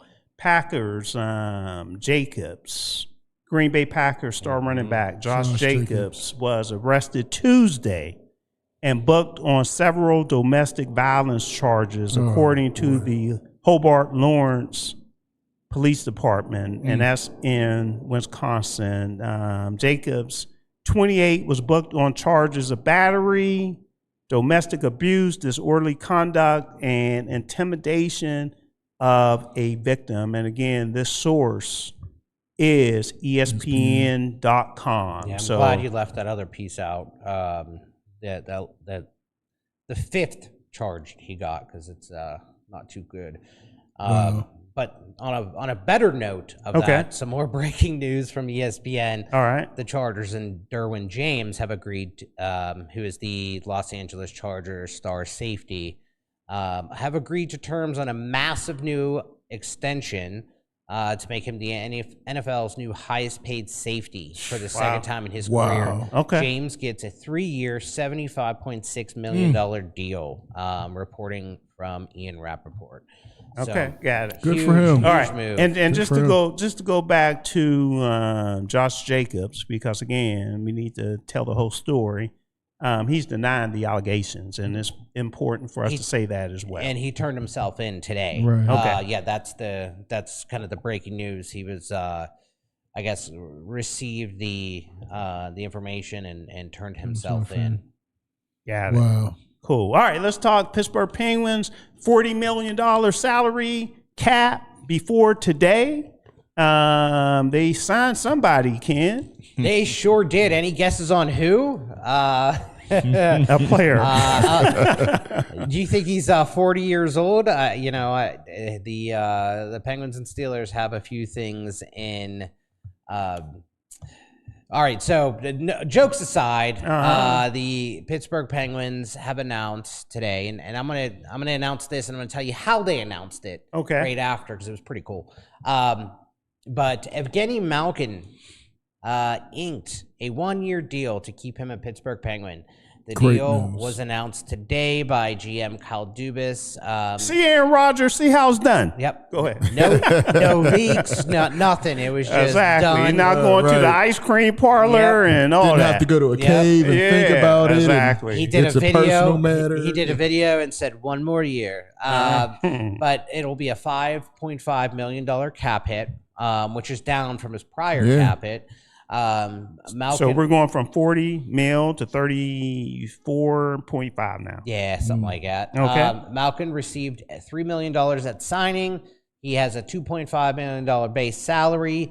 But surprisingly, Evgeny Malkin now has a $3.5 million performance bonus, $250K after playing 42 games, another $250K after 63 games, and then $1 million for making the playoffs, and $500K for each playoff round won. Wow. So some performance bonuses there tied to it. Okay. And like you said, yes, that $40 million cap hit will come down just a little bit. So yeah. Are you happy with the signing? I'm neither. I don't mind the signing. I think You're neutral. I'm neutral to it. Okay. I don't mind it because in fairness, he was one of their top producers. Right. Okay. And He's a legend, kid. he is, and Come I don't want on. to see him on another team, but I also think this team needs to start getting their younger guys some NHL time. Ken likes age discrimination, man. Man, And last week he's it was a legend. last week. last week it was get rid of LeBron. He's too LeBron, old. you don't like the old guys. Hey, you want to kick out all the dinosaurs. No, I just think that if he wasn't productive, it'd be a totally different. At least you're consistent, Yeah. Ken. Right. I do think anybody over 35, you want them gone, huh? Out of here. My whole point here is if you have a strategy to get young, get young.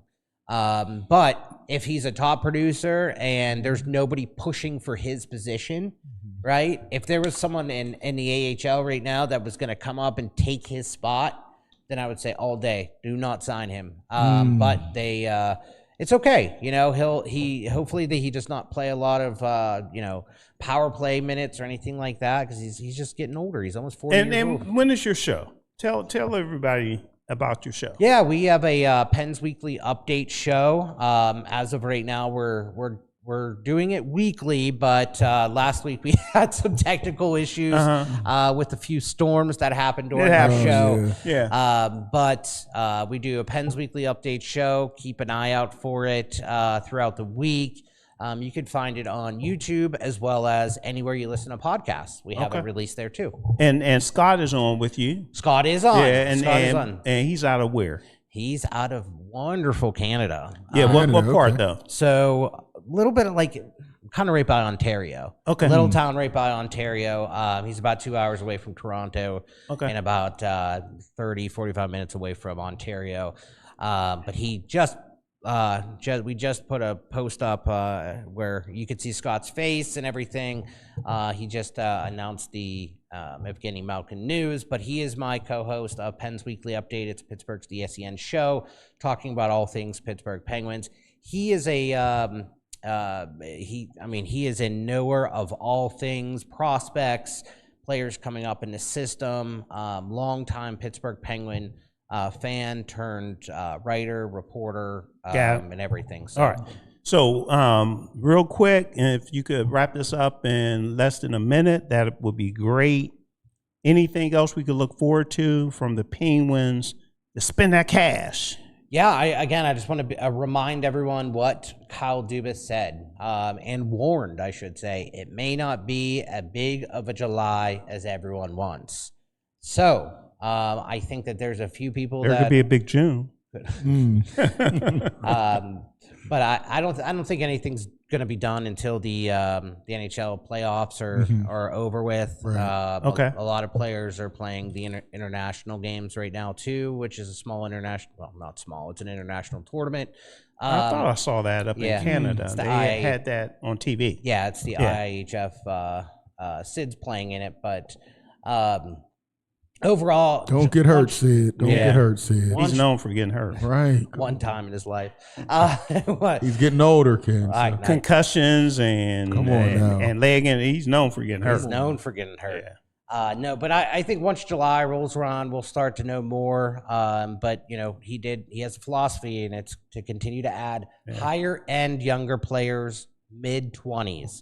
So as Scott and I are working on right now, we're building that list of targets all right. To keep an eye on. So we will keep everyone updated as we start identifying. Cool. All right, real quick, just to wrap up the NHL, we haven't talked about them a lot, the playoffs, just because of the Penguins not being out, but the NHL is they've been out a long time. It's kind of reverse of the NBA, right? Because as I look at the NHL, we have the Golden State Knights, who's down. No, that's or are they Vegas Golden Knights. Vegas. Who did I say? Golden State.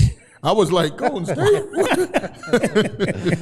All right, and it's Vegas Golden Knights, right? So they're actually up. They are 3-0. They are over Colorado. Did I get that part right? Yes, okay. All right. Well okay. Done. Yeah. So that's over in the Western Conference, and the next game is actually tonight at 9 p.m. Yeah, they could sweep them. They could sweep them.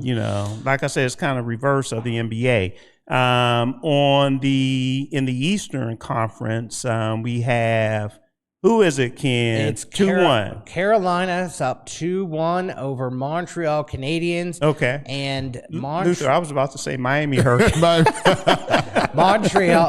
Montreal gave Carolina their first loss of the playoffs. Okay. I saw that. It's a big deal. So yeah. But you have Carolina winning that. Yeah. For sure. Yeah, the whole thing? No. I will say this is something that I do know about hockey. It's been a long time since the team in Canada has won the Stanley Cup. I do know that.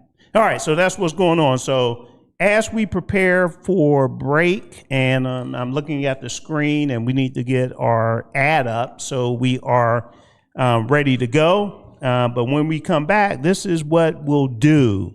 We'll talk NBA playoff. Yeah. I know Luther is ready to roll. I'm ready for that one. Hey, guys.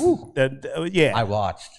Oh, excellent. We could tell by your text. Right. And everything. Right. So we're going to talk about the Knicks sweeping the Cavs. We're going to talk about OKC and Thunder Tuesday. San Antonio. What time is tip-off? Yeah. At 8 o'clock, right? Yep. Is it? Yeah, I think it is directly after the show. So we need to finish this on time. So, all right, we'll take a break. And when we come back, we'll talk NBA playoff. Looking for a cost-effective way to help increase your company's bottom line? Look no further than Soul Pit Media. With our award-winning print, internet, podcast, and Soul Pit television options, we can help your business get to that next level. For more information, contact Craig Dawson at 412-407-7685. That's 412-407-7685. And let Soul Pit Media take you to that next level. Business owners thinking about back-to-school promotions and replacing summer flavors with pumpkin? What about your taxes? Reduce your stress and tax liabilities by planning for tax time now with Cameron Professional Services Group. CPSG takes your goals, values, and visions to create a custom tax plan catered specifically to your business. We work closely with you to ensure that as your business grows and goals shift, so will your custom plan. Located in the Hill District in Pittsburgh, PA, CPSG is a CPA and consultant firm, providing services in accounting, auditing, tax planning and preparation, community development, and operational management. Call Cameron Professional Services Group today at 412-251-0607. Have you had the Beat by Niche experience? Beat by Niche is one of the top makeup artists in the city of Pittsburgh. She's touched the face of Cardi B, love and hip-hop personalities, and various Steeler wives. If you have not sat in her chair, what are you waiting for? Visit beatbyniche.com to schedule your special makeover for all occasions, weddings, graduations, proms, photo ops, and more. Visit beatbyniche.com and experience the touch of excellence.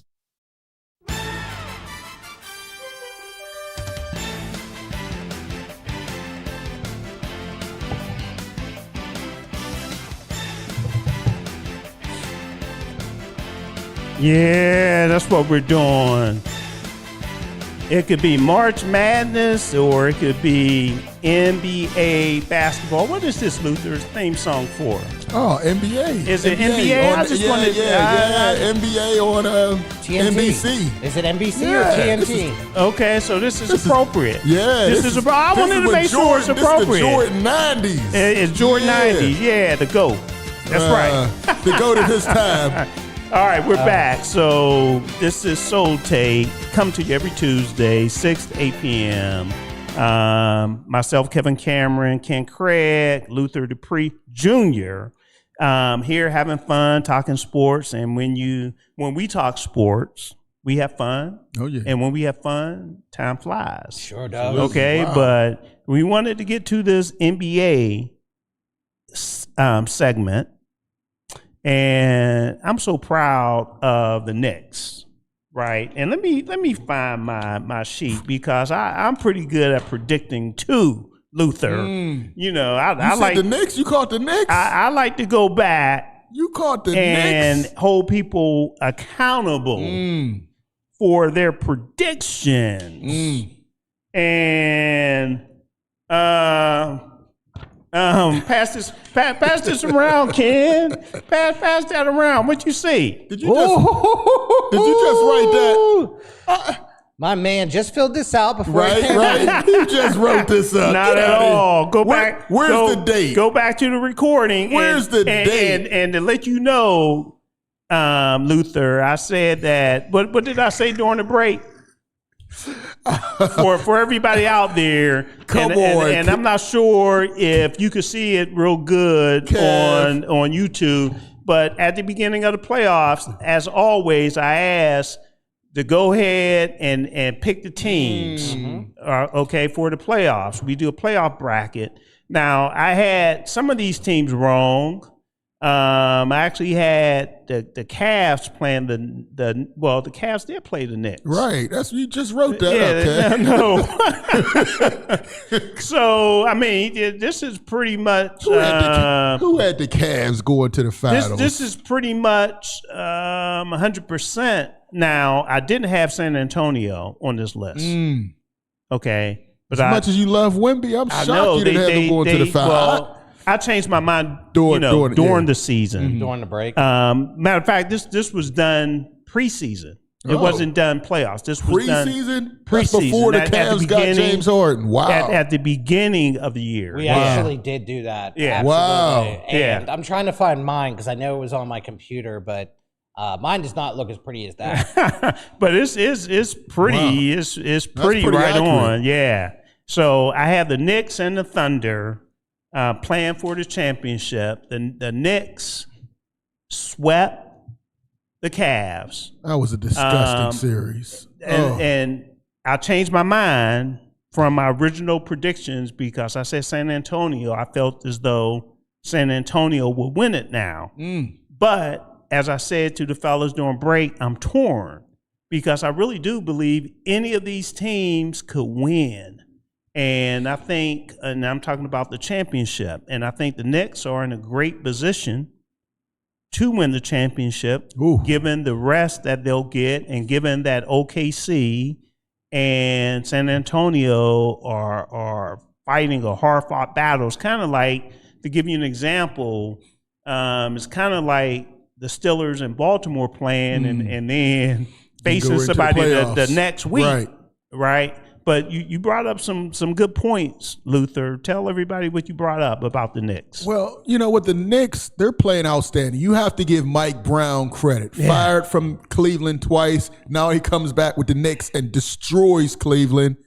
It was over after game one. Cleveland had a 22-point lead on the Knicks and blew it. Went to overtime. They were finished. There is absolutely no leadership on Cleveland Cavaliers. I don't know what Kenny Atkinson was doing. Is he a good coach? I don't think he's very good. I don't. Yeah. He didn't make the necessary adjustments. How do you not call timeouts when you're up 22? They go on a 15-0 run and you don't call a timeout? Right. Some serious questions, but James, LeBron will be back next year. Well, listen, that's what I'm saying. What are they missing? They are missing the ultimate leader, the GOAT. Okay. They're setting it up. I'm just going to make this prediction here. The GOAT of Ohio? The GOAT of all basketball. The one who has all the records in the NBA. Okay. But listen, I was very disappointed in how they went out. There's no way they should have got swept. It would have been better if Detroit beat the Cleveland Cavaliers if they were going to play like this. But the Knicks are playing outstanding. Everybody's hitting. Jalen Brunson is big time. Should Cleveland want James Harden back? I would not want him back if I was Cleveland. I think the fans are against it. If he's coming off the bench, maybe. But you can't have him playing starter minutes. And that's another thing that I had with Kenny Atkinson. Okay. They were clearly targeting James Harden when they were up by 22. Sure, and they told you. Put him on the bench. You're up 22. He's not scoring, and he's a liability on defense. Why wouldn't you put Dennis Schroeder in? Yeah. Why wouldn't you put Sam Merritt? There were other options. Well, that's poor coaching. And we'll swap back and forth because some of it is relevant. But that's I have an issue with OKC. With SGA, with how they use SGA late in games, how they pull them out defensively. Okay, have you noticed that? Right. Yeah. Listen, they put a lot on him. He has to be the leading scorer. He has to get everybody involved, especially with Jalen Williams. Here's the deal.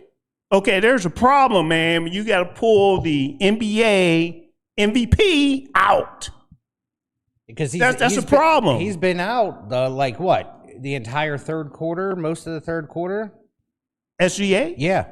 I'm not sure, but what I'm saying at the critical time at the end of the game when coaches are, making changes, offense and defense, SGA, to be honest with you, I would never take him off the court. Correct.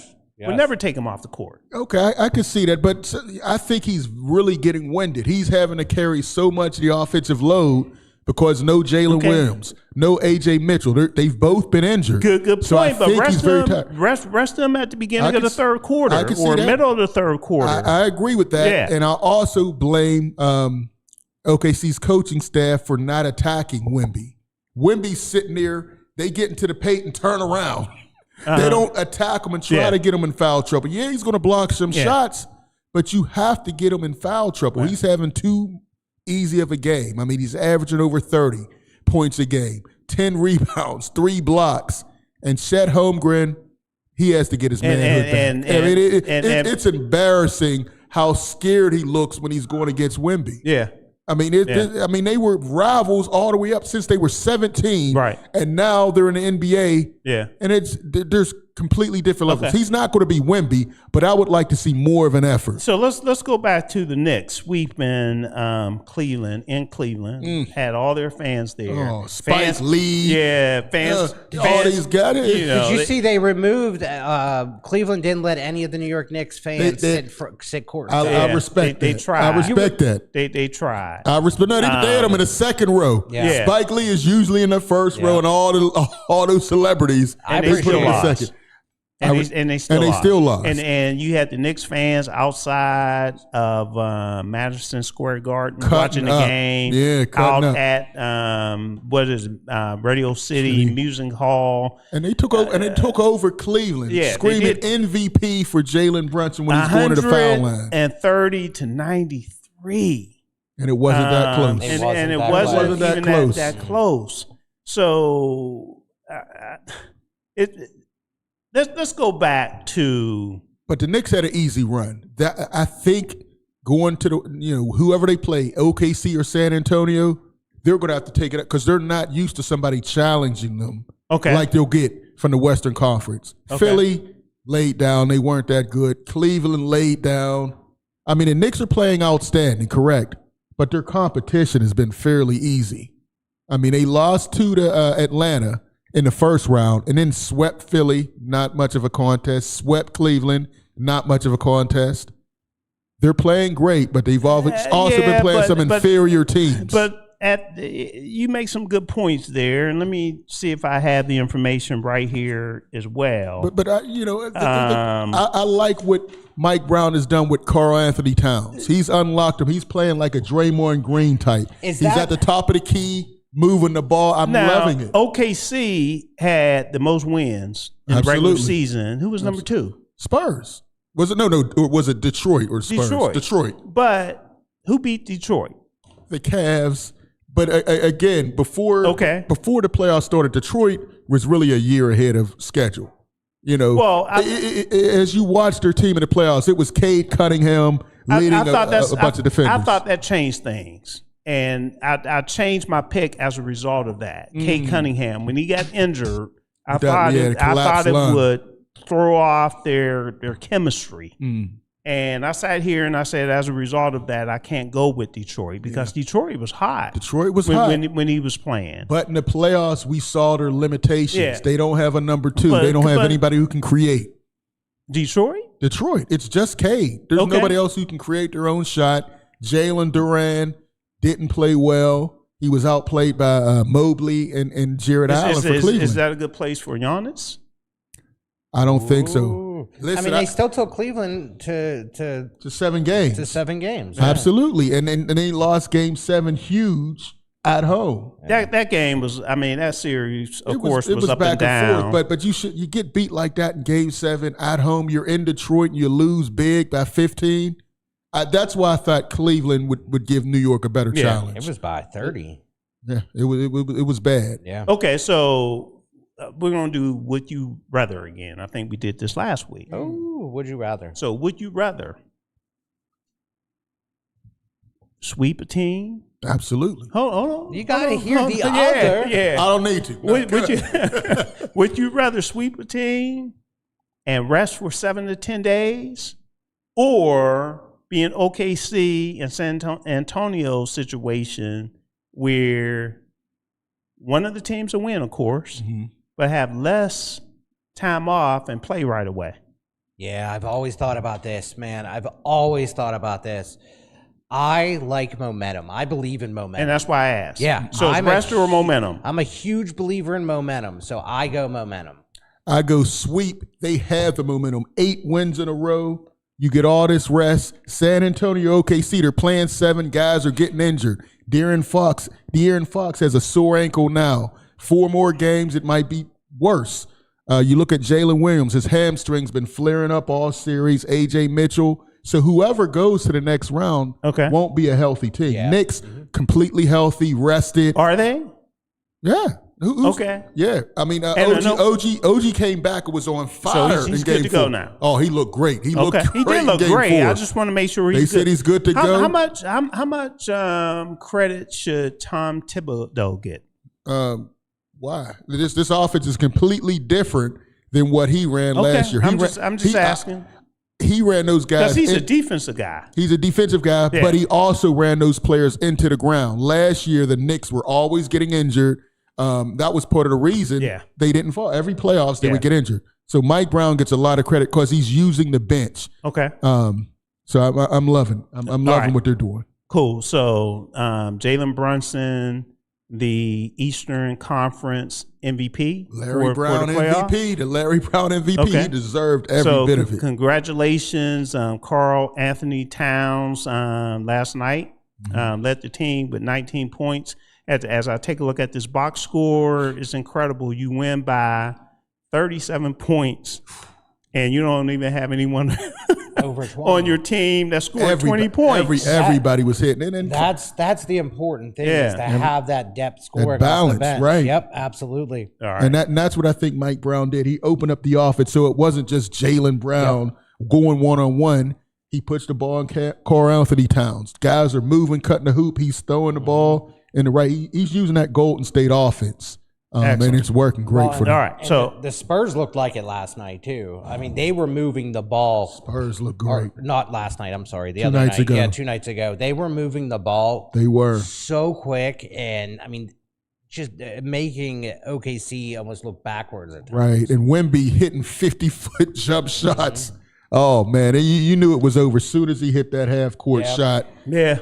Crazy. All right, so thinking about OKC and San Antonio, the game is actually at 8:30 tonight, and that game is at OKC. And then it's really a 3-game series now, right? Because they're tied 2-2. Do we get to a game 7? I do. I said it from the beginning. It's going 7. It's going 7. Well, if OKC wins tonight, which they will, it's going 7 because I don't see. And who's out? Who's out tonight? 8:30. For San Antonio, I think everybody's playing. For San Antonio? Yeah. De'Aaron Fox is going to play. He'll play? And Dylan Harper is also going to play. Okay. And now I just read that Jalen Williams is questionable for tonight's game. So I think he's going to try to give it a go. Got it. So they played on Sunday, and the Spurs won 103-82. Oh, they were on fire. They look great.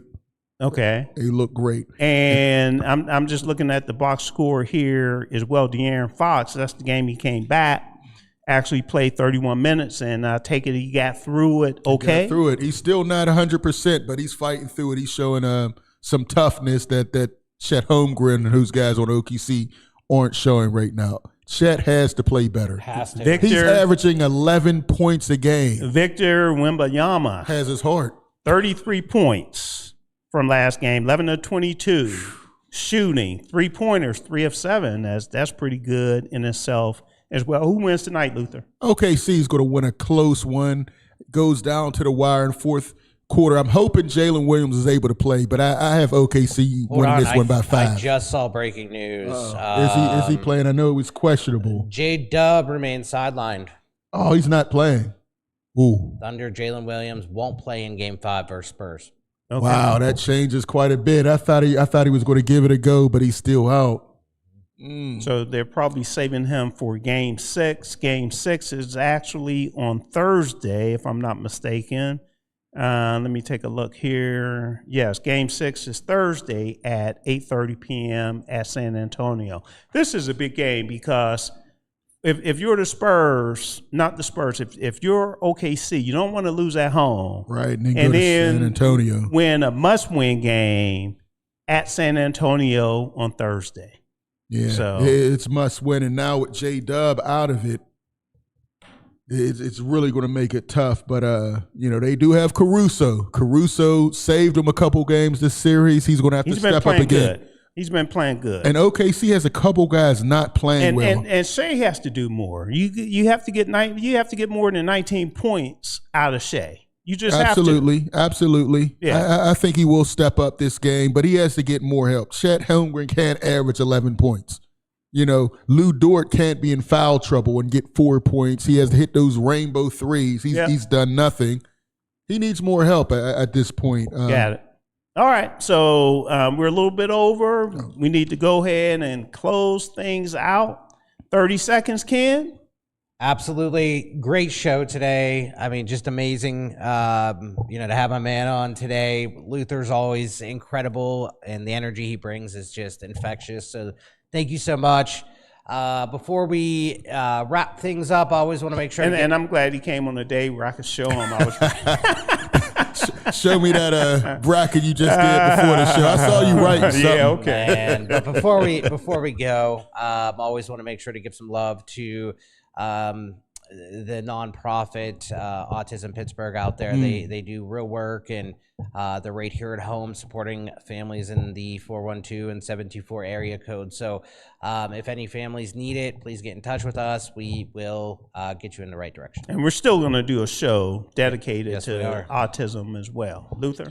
Hey, listen, it's always a pleasure to be with you, Kev. Excellent. And Ken. You guys are the best. I love it. Thank you. I want to say one thing. It's Tuesday. It's Thunder Tuesday. OKC is going to win even without Jay Will. They're going to win by 3 points, I believe. It's a must win. Ooh. And one prediction, the Cavaliers will blow it up. They're going to come back with Donovan Mitchell. LeBron comes back home. They make a trade for Giannis. Boom. They're going to trade Evan Mobley and get Giannis. It'll be a nucleus of Donovan Mitchell, LeBron James, and Giannis, the Greek Freak. Okay. And they may fire Kenny Atkinson and bring Jason Kidd as the coach. Ooh. That's a major prediction. Dan Gilbert said he wants to go big game swinging. I think that's going to happen. Can you make one more prediction for me? For sure. Will Bronny go also? I think so. You think so? I think the Lakers will say, go ahead, Bronny. No, I'm saying, will Bronny go to Cleveland also with LeBron? Yeah. They'll trade a second-round pick for Bronny. Yeah, interesting. They need a ball boy. Let Bronny develop. Wow, Ken, he can be a role player. He can be a role player. Second-round pick for a role player. Come on. He was a second-round pick. Gosh. They'll say, I don't know.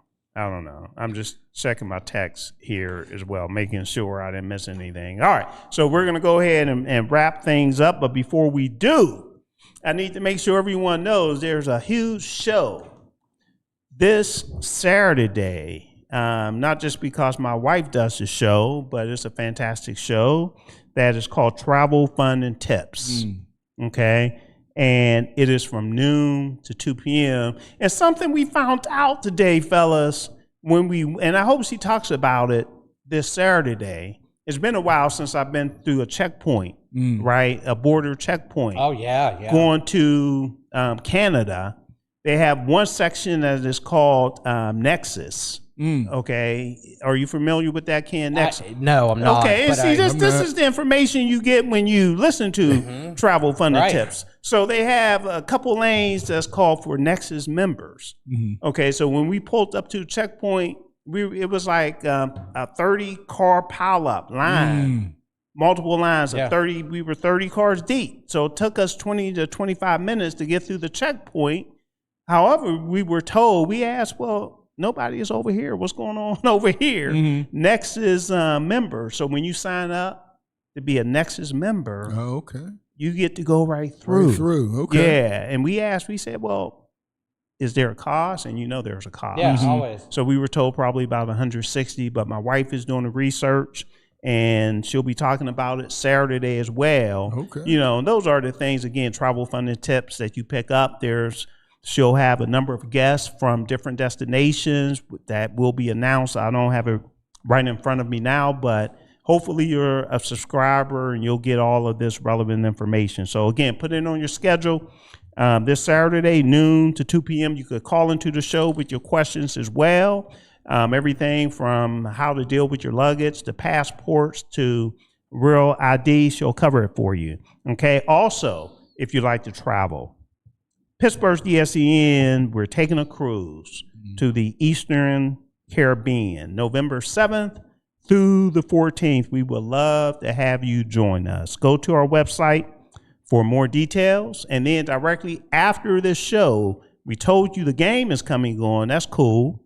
All right. But if you want to listen to some music, if you're not on our radio side, Pittsburgh's DSEN, PGH, DSEN.com. You can go there and check out the best of soulful music. If you want to watch the game and then click on you'll be fine. But our radio schedule is all that. And We know you'll enjoy it. Now, as far as Soul Take, we'll be back next week, 6 to 8 p.m. We appreciate everyone that watches the live broadcast as well as the recording. We get way more people from the recording. So if you listen to the recording or watch the recording, please send us your comments. I promise that you'll get a response if you send in a text or any other type of comment from the recording. Luther, as always, it's great having you on. I appreciate you. I agree with everything Ken said.